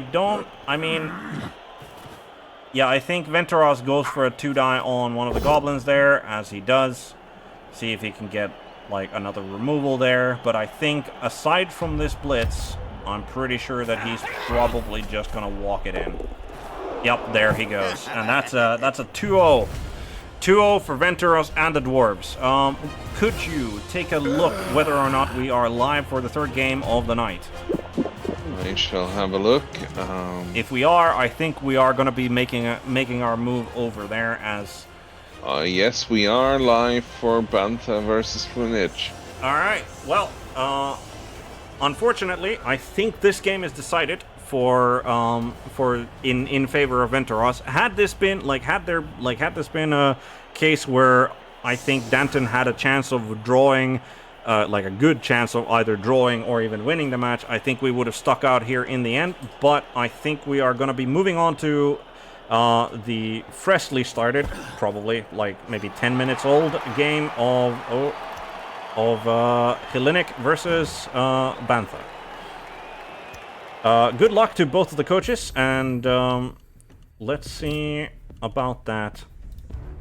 Let's see about that third game of the night. We have... Yep, there we go. Bantha and Ostop. So, mirror match between the Undeads. We are in turn 7 already. What? Wow. I mean, maybe they must have started early, because like the agreed upon, like the re-agreed upon time is only 13 minutes old, and I like no matter how fast of a player you are, I doubt you're gonna get here in 13 minutes.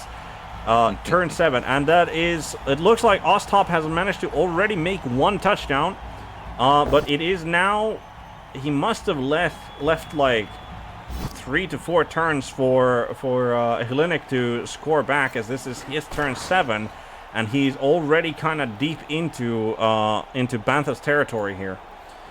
And it's looking kind of bad for Bantha's attempt to stop them. So there's a mummy who's offside, so the mummy might have gotten injured. but made the regen. That is an MNG on a block ghoul over there, and a sent-off on the skeleton.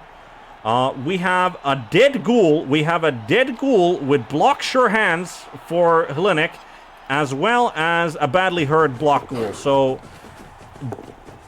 oh, and he fails the rush. He fails the rush. Does not stun himself. So definitely, he still has the ability to. Oh, Jesus Christ! Okay, we're getting into the thick of it here. I think with that failure. Why would you start with that block? Is my question. Well, I mean that stops his best ghoul from getting shunted into the crowd. But really, just asking, Bantha, could you not have like started with the white blitzer blocking the white there? Okay, you start with that, you get both down. That is not what you wanted to see, is it? That is not what you wanted to see. I think he now goes for the blitz with the rookie ghoul. So he tries to blitz the white, I think, with the rookie ghoul. Or he's gonna trust in... No, maybe he blitzes... Yeah, he blitzes with the ghoul runner that he freed. Tries to free up the rookie ghoul. Yep, does manage to take down the guard white there. And I think... Okay, he follows that up as well. Go rushes indeed. Welcome to the stream, Robo. So now we have a rookie ghoul who can make the pickup. He can make the pickup. The real question is, are you gonna actually going to risk that? Because I'm thinking, I mean, you probably are, right? Like, yes, you go, yeah. You otherwise, it's just a blitz with one push. Yeah. No, I'm sorry to tell you this, Robo, but I don't think there will be any stomping for now, unless he makes it. He makes it. So now we need a knockdown somehow. Yeah, that needs to be a knockdown. That is, the white dodges away from the mummy to go and foul the ghoul runner. I'm sure Bantha will do that, right? No, he just dodges him away. So essentially what needs to happen is the ghoul runner first needs to dodge away, take the one die on the ghoul runner, get a POW because both down isn't good enough because he's not scoring, and then he needs to pick up the ball from wherever it actually lands, and it needs to be close enough to the end. So that is a lot of ifs, but well, if that's the best you got, then that's what you take, right? Goes for the mummy block against the wrestle skeleton lineman, takes him down. No armor breaks to be found there.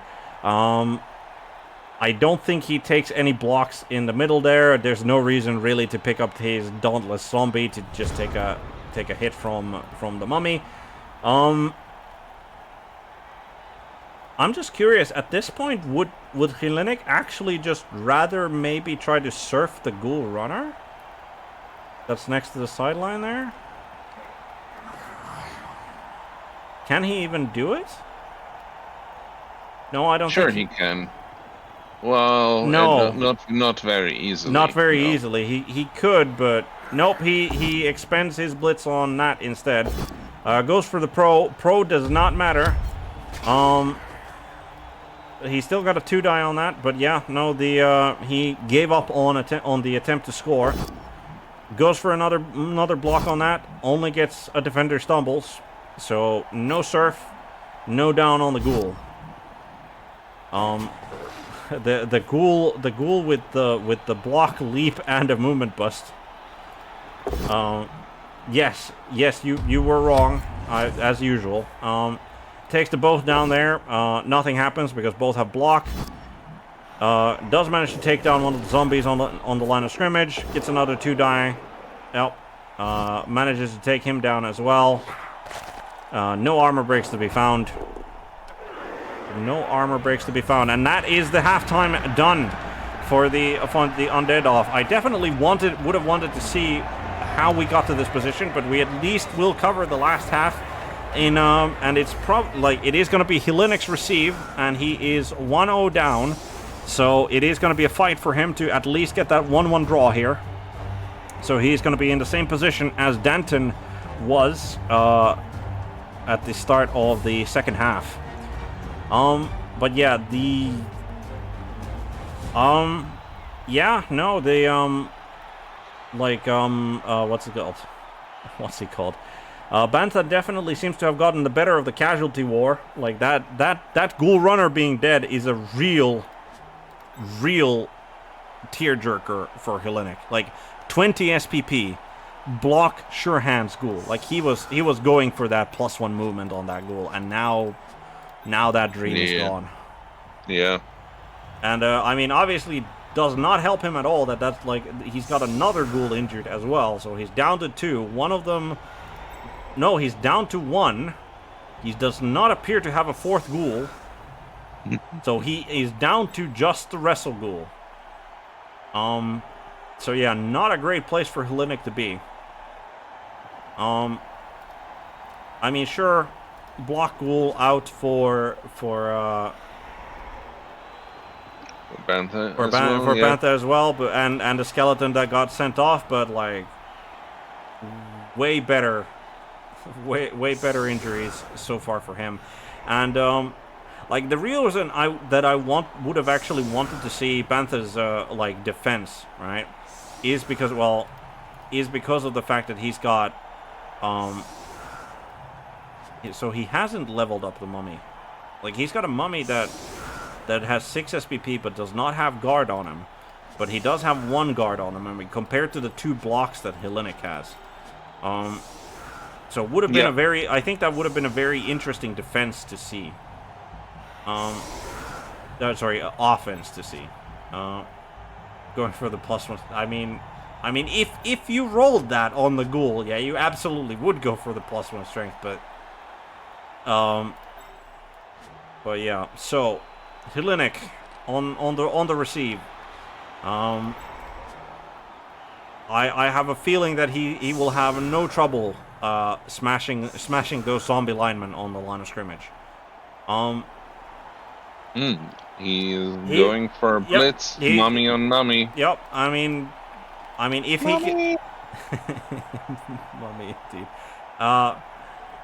Definitely not my favorite word, considering it's like, I remember one of the first ever like Doctor Who episodes I ever saw was the one with like the gas masks. I'm not sure if you've seen the not a big Doctor Who fan. No. Fair enough. Like, neither am I. Like, I've only seen bits and pieces over the years, but there was an episode where I don't know why it happened, but essentially people like started, like, they literally sort of had gas masks come out of their like mouths and then like cover their faces.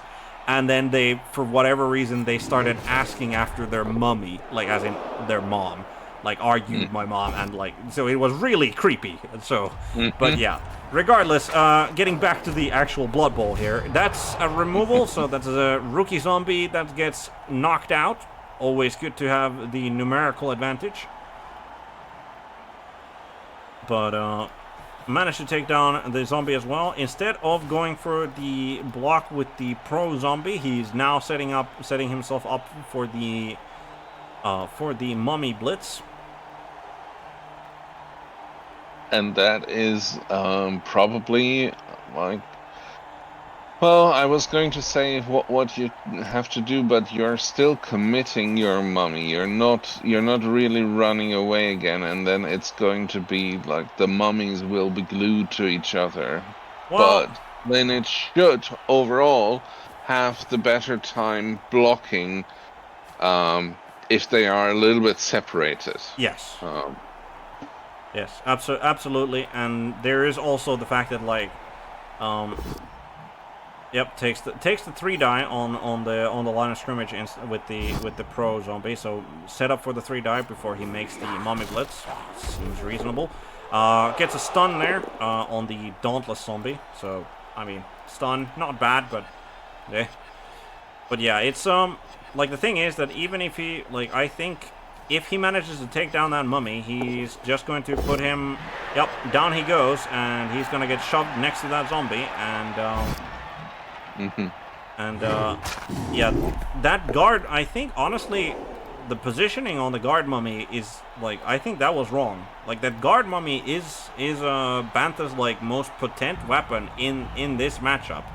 So leaving him, like, out on the side there, obviously, like, he's got the speed advantage now because he's got 3 ghouls to just the 1.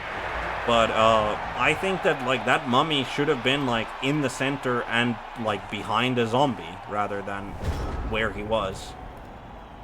Like, I don't think, like, honestly, I think it would have been better if Bantha, like, for Bantha, for the mummy, for the guard mummy specifically, to not get its, like, movement, like, its mobility at, like, restricted by anything. And now it certainly is. Alright, picks up the 1 line of scrimmage block that wasn't an armor break, picks up the guard mummy as well, does not go for a blitz with him to try and free him up or anything. Well, it would be difficult to really free because he's then already making GFIs. Yes. So, what is he doing and where is he going? I mean, I think there's gonna be a mummy blitz from Bantha as well. Also, just as a record, Bantha has now 5 rerolls because of the kickoff result, which we forgot to comment on. But yeah, okay. So he moves the white, moves a rookie white to tag the dirty player lineman. I don't think that's his blitz target. It could be. I think he just wants to make that side slightly unattractive. He wants to dissuade Lineage from going there. Agreed. Agreed.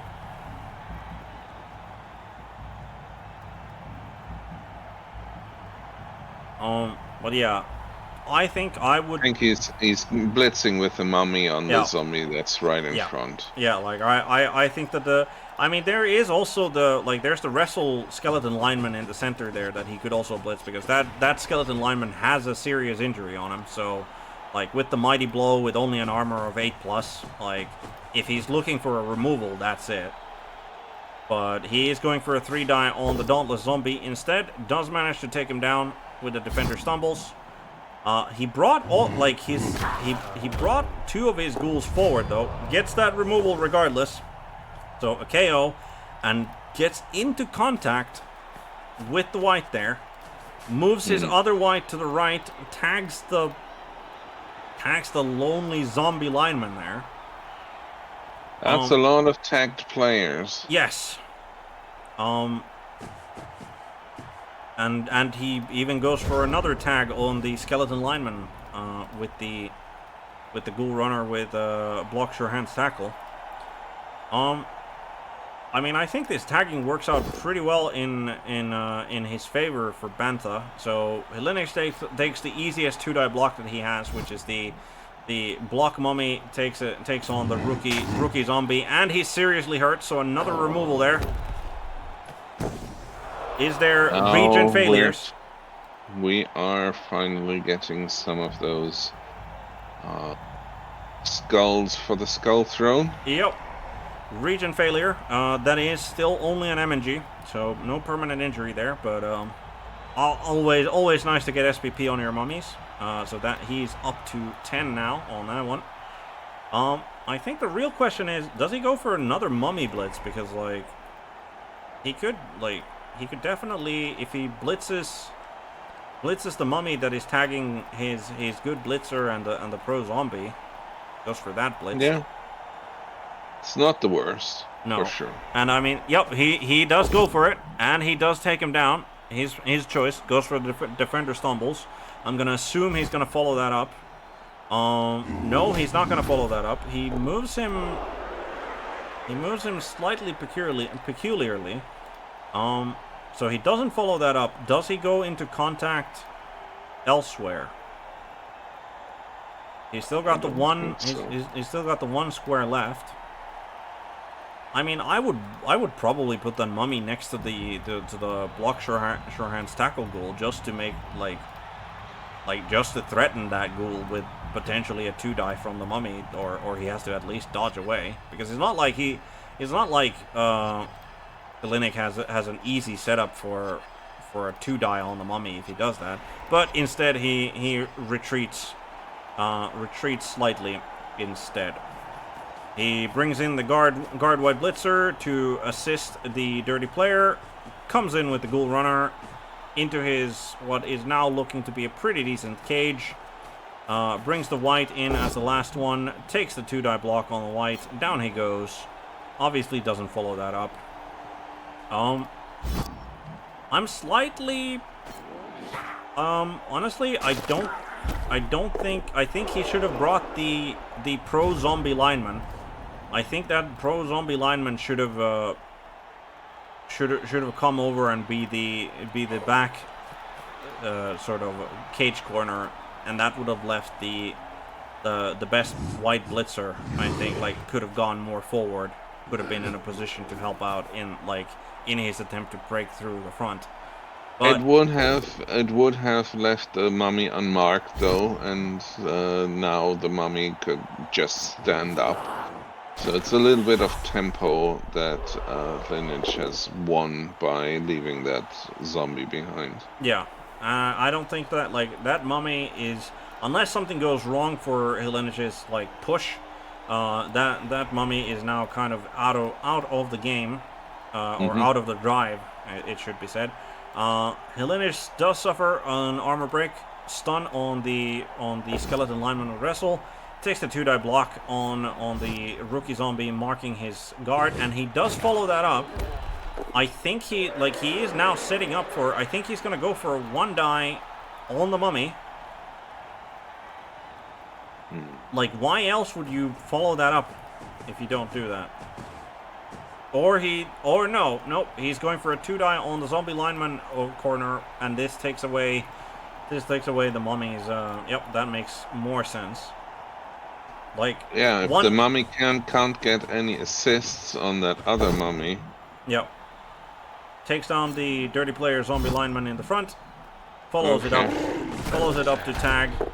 Yeah, this is the reason why I think the white blitzer with the tackle pro mighty blow should have been more forward, and the pro guy, because the mummy, sure, he can stand up, but then he needs to start making GFIs to move anywhere, right? So you're at least forcing dice rolls from him, regardless.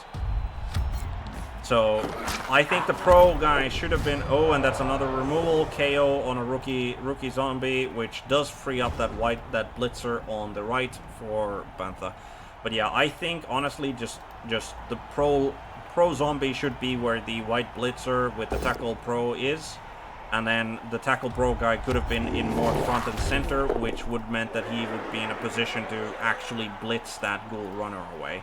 Because now he's in a really awkward position to try and free up his... Yeah, because of both of those zombies. Yeah, on the ground there. Yeah. He can't get there, really. Well, what he needs to do is he's going to take a 1-die with the white blitzer on the other white blitzer, or he's blitzing him instead. Takes him down. Relying on the dodge. Either relying on the dodge or just not. Or just blocking. Or just block. Yeah, but that's dangerous, especially that is dangerous when. Wrestle. Yeah. So, takes down the white blitzer. Follows it up. No armor breaks to be had. I think he even put that white blitzer in an awkward position as well. Likely, yes. I think he would have been better served to just have it immediately to the south of the white blitzer who blitzed him, because then he could maneuver both of the white blitzers around, and he's got the guard there, and Bantha does not, so that would work out in his favor, and then he can dodge the ghoul runner or make the 2-die block, whichever way he prefers. But now he's just awkwardly there.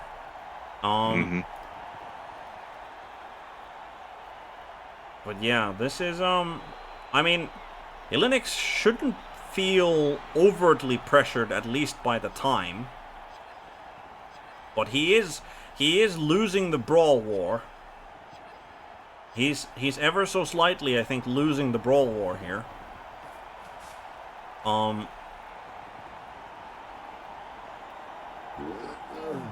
picks up the zombie on the ground. Did bring the white blitzer into contact with the Bantha's best ghoul. Yep, takes the 2-die with the ball carrier. Does manage to get a push. Pushes him away, which then allows the dirty player zombie lineman to stand up and walk back into position if he wants, or potentially I think he might walk like slightly to the left and south, and then he brings in the guard white blitzer. That would be actually a good one there, yeah. I'm not sure if it's... Unless he can get attacked from the back a little bit. I mean, yeah, okay, so he moves the dirty player there. So now he just moves the white blitzer with guard. He moves him like 1 square south, and that helps out a lot for the ghoul runner situation. Mm-hmm. But the thing is, it doesn't help out too much unless he takes the... Yep, he does take the 1-die on the mummy, and he does make... Like, this was the big one. If he didn't take that 1-die, or if he didn't manage to take him down, that could have been bad. But he does. And so he is... Like, Bantha is at least forced to spend the blitz and make 2 GFIs if he wants to take down that mummy corner now. Which he can do. He absolutely can do. But, well, yeah, this has been, like, this is very much a game, like, another game of just positioning being so key.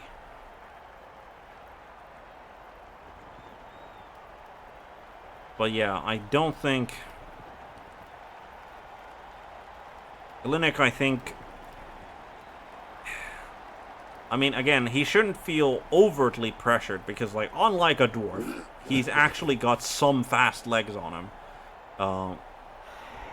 On that one player. Yeah, well, on that one player, yes. But at least it's like movement 7, right? And he's got, like, you know, and he. Yeah. I mean, the two whites are also movement 6, which is like that's one more player that has movement 6 or better than the dwarves.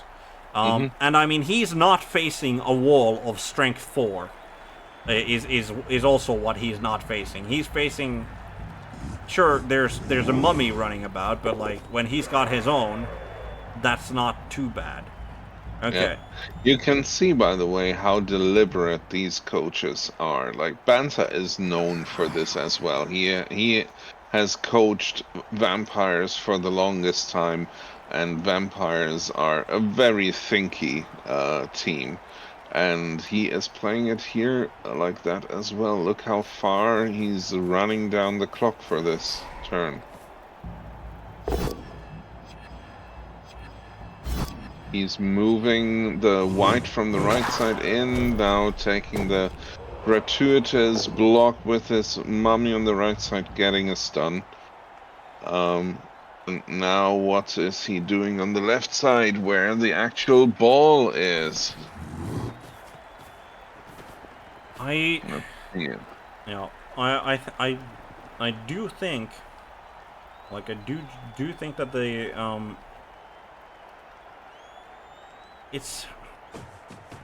he is going for the 1-die. That, I mean, it was a 4+ into a 1-die. I can't, like, and he got a built-in reroll for. I mean, he's got 5 rerolls anyway. But like, I can't fault him for doing that play. But I don't think I would have gone for it. Yeah. I don't think I would have, because I think, like, that's the thing, is that I think he should have just gone for the mummy on mummy blitz. Like, he could have easily gotten that. He could have easily gotten that assist, and if he managed to take down the mummy, like, that already gets him next to the ball carrier, and like, I think he's in a better position than now, because now the mummy, like, his mummy just. Like, the guard white moves slightly forward. He makes a 2-die block with the zombie lionman to clear out the ghoul runner. Yeah, it's just. I think that was not the way to go for Bantha. Can't fault him for it. Whenever you get a shot actually on the ball carrier and it's a 1-die and it's like a 75% dodge in front of that, Mm-hmm. those are not the worst odds. No, they're not. I can understand the move. I am by no means faulting for him for it, but personally, I don't think I would have taken the risk of failure there, because like I think this is like his position was precarious enough that like if the play fails, he's gonna open himself up to like his defensive position being broken through, and I think that's what's gonna follow here unless HLiNiC has a bad spill of dice. I don't think I would have taken that block with the white there. Like, I don't think that was like, I think that should have been the dirty player zombie who took that block, and then he just needed a push, and then he could have blitzed with the white blitzer. Instead, now he's going for a, yeah. Like this, no, this is not. Like that should have been the white who made that blitz, not the ghoul runner with the ball. And additionally, I don't see what the big rush is here. Why are you going forward with your runner? He apparently isn't. He just, but. Oh, he's... And that one die, he could have made that a 2 die. He could have. Because it's another 2 die. Yeah, I don't know what to tell you, because it's like... Yeah, I mean, now he goes for the... Okay, that's, well, that removes that ghoul, which good. Nice boot, no interference from the ref. I mean, that does explain why he didn't block with the zombie dirty player lineman. He wanted that for that, but it still doesn't explain why he didn't take the 2 die that he has on the rookie ghoul runner with the zombie lineman first. But yeah, HLiNiC makes no real, like, I mean, yes, the removal is good, but like he makes no real gain. Oh, and he follows that up as well. That's not the right call. Like that is not the right call, because now that zombie lineman with block kick takes a 2 die on his rookie zombie lineman. If he takes him down, follows him up, he's got a 2 die on the white blitzer corner there. If he manages to take down that guard, that's a tackle. That's a tackle 1 die on the ghoul runner. Yep, down he goes with a POW. Follows it up. Now this is the important blitz the block, and down he goes. Actually, he doesn't. Yeah, he doesn't have one, but he tags the ball carrier at least. I think this is the place where that white gives the assist, and he goes for the 2 GFI mummy blitz on the mummy. Yes.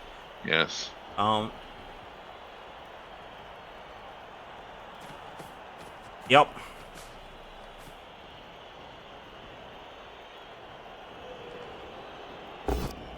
Okay.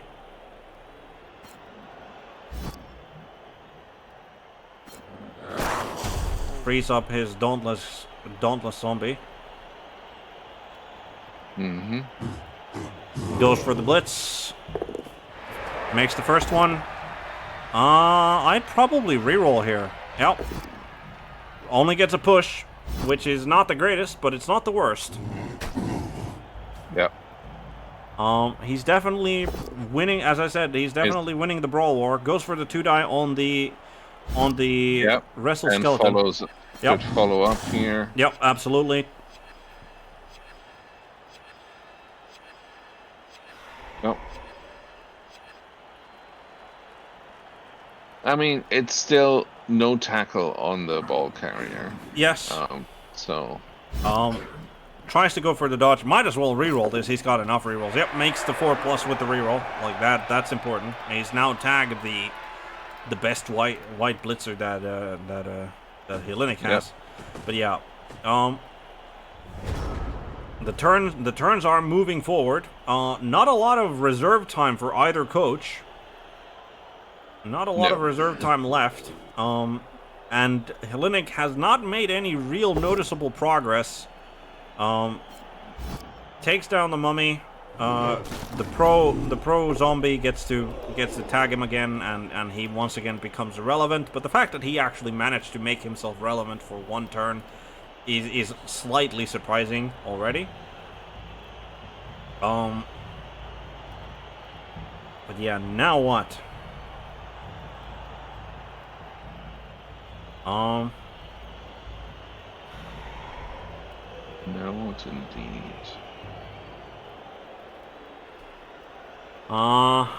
He can. Oh no. Oh, he goes for the one die. Yeah.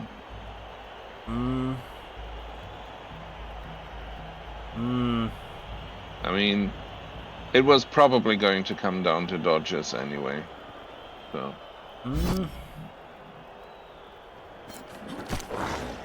I mean, he can get it. He could have easily gotten a 2-die on the guard mummy there. Like, just move the dirty player zombie to cancel out the assist from the white blitzer, and then like, then he gets a. That's a 1-die. He had at best a 1-die. No. But after he blocked the ghoul runner there. Oh, okay, yeah. Yeah, but. Oh, never mind. He's already, like, he didn't even need to move the zombie because he's already got the skeleton lineman there, canceling out the white assist anyway. But yeah, I think he's now he's looking to make, like, I mean, he can't really make any progress. Like, he didn't take down the mummy, he didn't follow up with his own mummy, and even if he takes down the white blitzer here on the left, yeah, is there there's like, no, it's not Z. Right? It's what's this one? Sorry.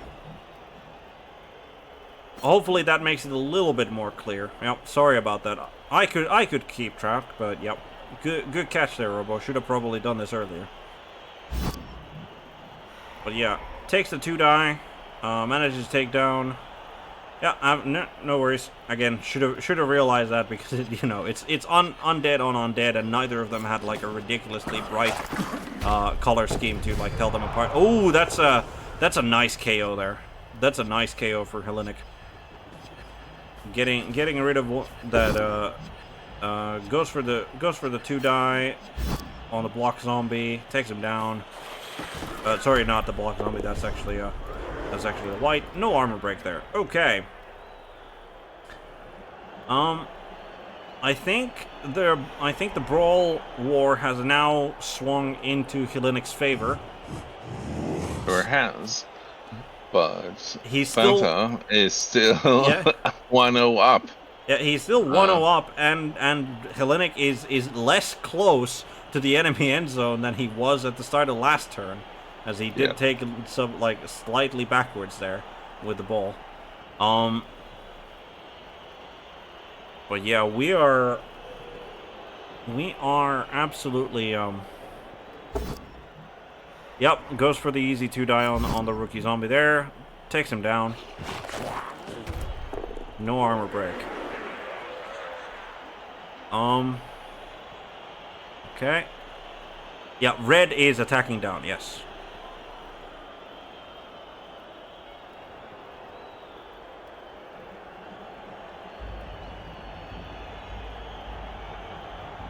But yeah, definitely seeing, like, almost hearing the gears turning in Bantha's head at the moment there. Ooh. For sure. Ooh, fails the GFI. Team reroll, absolutely. Yep, the mummy makes himself a nuisance to the 2 whites. Okay. That also does mean that he's kind of like if HLiNiC like goes for a break in the middle, which he's like perfectly capable of doing, like he played his own mummy out of the situation. But maybe not. Yeah, exactly. Oh. Okay, takes down the guard white.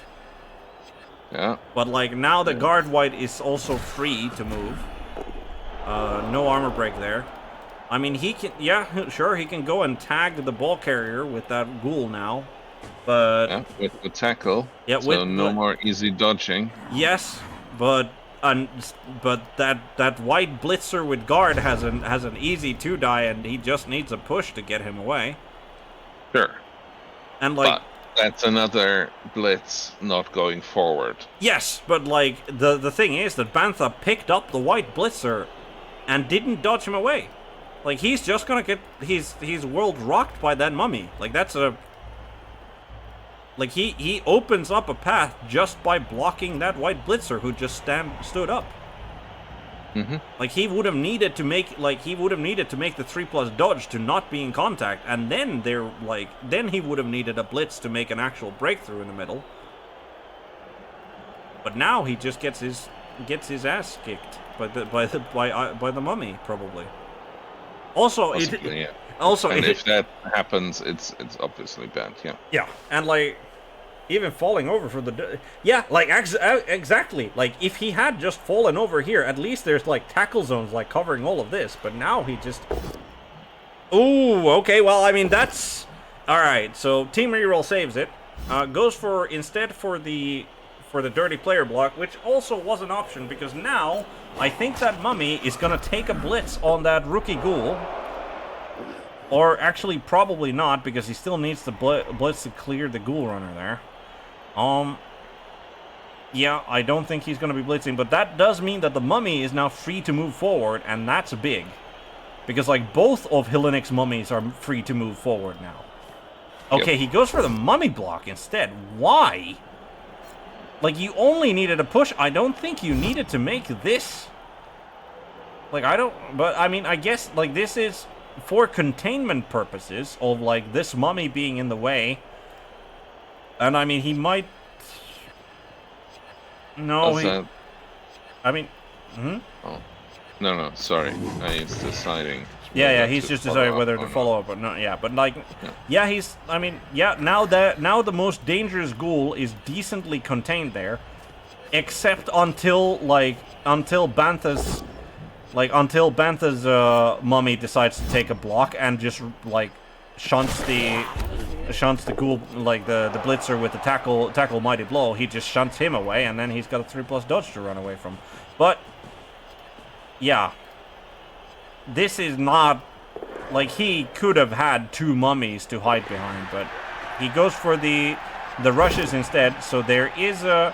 He goes for the 1-die on the ghoul. Makes his situation worse, I think, because... Yeah.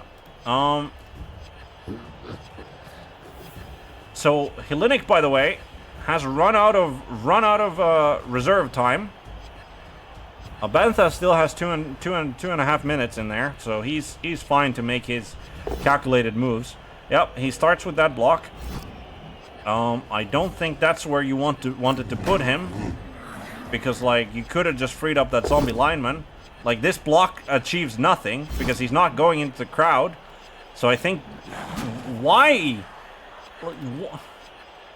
I don't get this. That I don't get. Like he could have freed up a resource, but no, he goes for the 3+ 1-die, and he gets the POW. Of course he gets the POW. And HLiNiC is probably cursing the dice right now. Especially when he made that pickup. Oh. But I mean, to be fair, HLiNiC does have 2 more turns to attempt to score. Yeah, and it's not like... was not an armor break. And like that is also a turnover, which means that... that is... Yeah, he makes 2 GFIs with the mummy, and he's got 2 dice on that rookie ghoul. With the decided to himself. Yes, exactly. Like that's the thing is that like I mean the mummy blitz here was a mistake. He could have just done it with the guard blitzer and just needed a push to get the ghoul away, and then he could have had both mummies to cover for his cool runner, but he didn't. So yeah, no, like HLiNiC made this mess for himself, but here's his attempt at fixing it. Doesn't get a POW. I think he's going to reroll that. He gets the POW. All right, with the reroll, he gets the POW. follows it up. And he's got one more reroll to pick the ball up. It does not catch it on the bounce. Does catch it on the second bounce because it bounces over back to the ghoul runner and then onto. Of course it does. Yes. Of course it does. Yeah. Okay. So, yeah, HLiNiC might have been cursing the dice, but he's probably just let out a big sigh of relief. Yeah. And now he just moves slightly forward, probably. Yeah, just out of contact. Out of contact. Does he move out of contact? I would. But that's the thing. He makes it like if he moves out of contact, then he makes a 3+ dodge, and it's once again a 1 die. He instead moves there. I mean, okay, it's still going to be a 3 die, it's like still a 3+ dodge and a 1 die. Like that's not an improvement. I would move out of contact, so you at least add the dodge to the requirement. Yeah. Or he might have wanted to move like just like maybe he wanted to move like just 1 more to the left because unless he plans to try to get 1 more player over there. I don't think he can unless he makes a dodge with the skeleton lineman. Yes. Okay, I mean it could be. Okay, the white blitzer with pro makes it and he does not dodge the skeleton lineman. Okay. No, I don't think there was a stomp on that. I mean, again, had he gone for the dodge with the skeleton lineman, then he could have fouled, sure. But could have had the zombie block with him and that made the first block. Yeah. Could have also done that, yes. But yeah, I think it was like this was probably like a case from both coaches. I think this was a case that they knew that they were starting to run out of time. And then they started getting sloppy, like, especially for HLiNiC, but also I think for Bantha, because, like, he played that mummy out of the game by himself, and then he just, like, doubled down on that for no reason whatsoever. Yeah. Let's focus on the bottom right there. What's happening there? Is he standing up? He's going for the blitz. Yeah. He's going for the blitz. And he fails the 3+ dodge away. And well, that was anticlimactic. Yeah, I mean, I think the climactic happened like a turn, well, yes. a full round ago, and now we get to the. Yeah, I mean, I'll be honest. I think this is the result. Like, it was looking bad for HLiNiC for a little while, but then I think Bantha got sloppy, and HLiNiC got also sloppy, and after the mummy and 2 GFI to score. Yeah, probably not. No. But yeah, no. He just runs it in. He doesn't take any greed blocks. Nothing. He just runs it in for the 1/1 draw. There is obviously still going to be a kickoff, so there could be a turn back the clock. Score with the right mummy. Yes, mummies are notoriously bad at, like, you want to get SPP on them, but let's be real. Only a madman like Broccoli would have actually attempted the handoff to the mummy to make that score. And I don't think either of these coaches are that kind of a madman. But yeah, that is the 1/1 score, turn 16 for HLiNiC, and now we await with bated breath what the kickoff result is going to be, because I think if there is an extra turn, things get interesting. With movement 7 but no sidestep, it's still possible to make a 1-turner, and HLiNiC has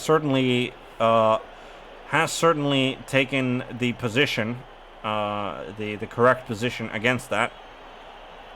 But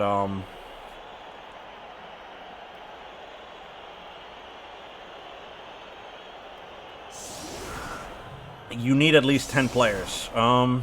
Does he not have that? 10. 1, 2, 3, 4, 5, 6, 7, 8, 9, 10. Exactly 10. So the 1 KO recovery that he made was the 10th man. Yep.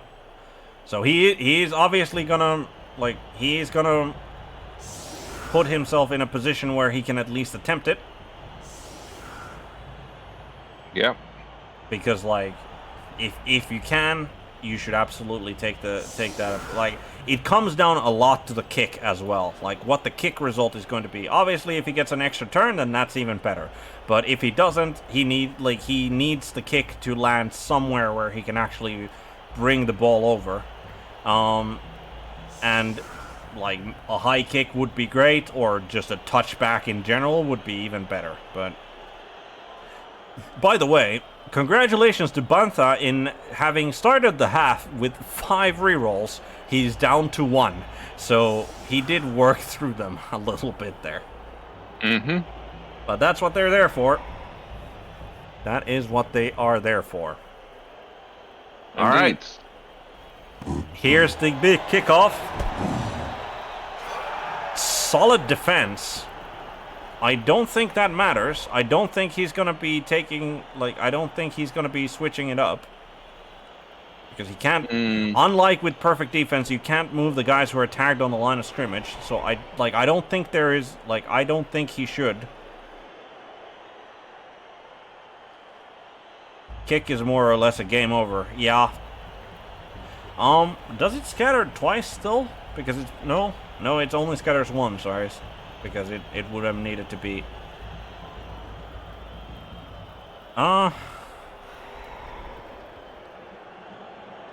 So he chose to move these 2 players.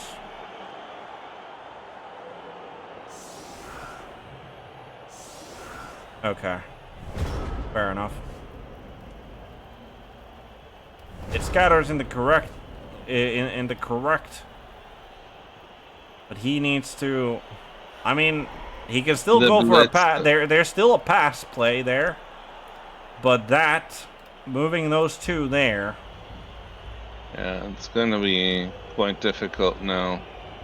Is it gonna be quite difficult or impossible? It might be impossible because if you needed the exact complement of 10 players, then this definitely makes it impossible. Yeah, and I think Bantha has come to the realization that it is now impossible, and so he's just taking the blocks that he's offered. Yeah, and he's trying to see if he can get some SPP. But yeah, that is a 1-1 draw on the Undead off. And but yeah, as I said, I think in compared to the other 2 games that we've commented on today, I think this one had the most sloppy play at a certain point, and the sloppy play was there because of the because of time constraint. Because of time constraint, and that is definitely a skill that we've praised especially Wenteros and Danton both should be praised for their even though they were playing a very complex game, they were still making as again, they only made 1 mistake each, I think, 1 big mistake each, and the game pace was still very much like a quick one. And so yeah, in this game, time constraint caused sloppiness. But thankfully for HLiNiC, wasn't enough to stop him from scoring that, and he doesn't even manage to make the vanity pass just to rub some salt in there. Well, that's Bantha. Yeah, but as in just to rub salt in the sense of the one turner could have done. He could have made. But obviously, the pass you probably. Never know. Yeah, I mean the pass probably wouldn't have been as easy as that. So exactly. Yeah, but that was a lot of Blood Bowl. That was a lot of Blood Bowl in quite a condensed package. It was, and thanks for having me around for the co-commentating. Yeah, that was a lot of fun. Yeah, absolutely. And I mean, out of those games, I think, I can't stop the feeling that I feel that Danton was slightly robbed in the game, in the game that he played. But still, like I cannot complain about like all of them were like none of these games were games where I would say that they didn't deserve to be played in the championship. Like I don't think there was any like game that wouldn't have passed the muster, so to speak. There's a reason that all of these coaches are currently in the highest division of OCC, and yeah, it's definitely developing to be an interesting season for the division. Danton being 2-0 along with Nerdell. They are holding the bottom there, which is, I mean, Danton. It's such a high caliber in the championship division that there is, especially after 2 games, there is no shame in being at the bottom, being too loftless. That's just nuffle for you. Sometimes the dice turn that way. Yeah. And I mean, it is also absolutely the case that that like even if you are two games down, like that is by no means like an end to your season or an end to your aspiration of like winning the division. Like sure, you need the people who've been winning the games to start losing some games, but in a division as tough as this, as equal as this, like that's bound to happen. Like if we see anybody go like completely undefeated in the championship, like that I think would be a rare treat. I can't at least, I mean, haven't really looked into it, but I can't think of like off the top of my head like how many former OCC champions would have won with an undefeated like record. I'm not sure if there has even been one. I don't think that there has been one in an OCC 2. It might have been in the original one, OCC 1. Yeah, you mean Blood Bowl? Blood Bowl, yeah. Or OCC in Blood Bowl 1. Yeah. Could be, but yeah, at least like I like that.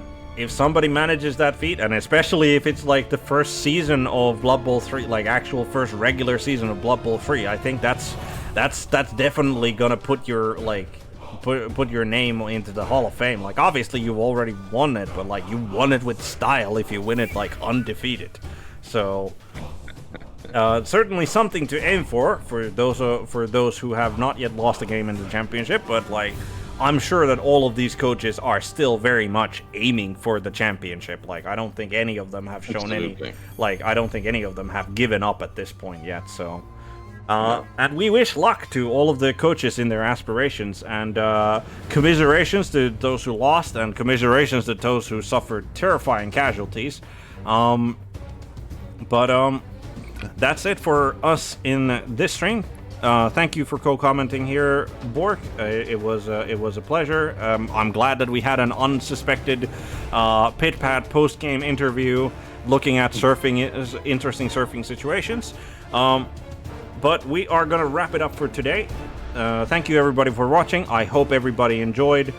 And we have our next Blood Bowl stream will be tomorrow, when I will be playing my match day 2, and we'll be playing against Moomin Slayer, and that's going to be a very interesting game. Hopefully I actually make a game out of that one rather than just getting removed like against Lehman Russ and his orcs, but no promises on that one. But yeah, as I always say, we're definitely going to be taking a look whether there's anybody to raid on the Blood Bowl radar, because, you know, good things go, like, whatever comes around goes around, and in here we're not putting the boot down, we're just raiding people and hopefully finding something entertaining for anyone. But thank you for watching. As I always say, good day, good afternoon, good evening, good night, good morning, whatever happens to be the time of day for you. Have a good one.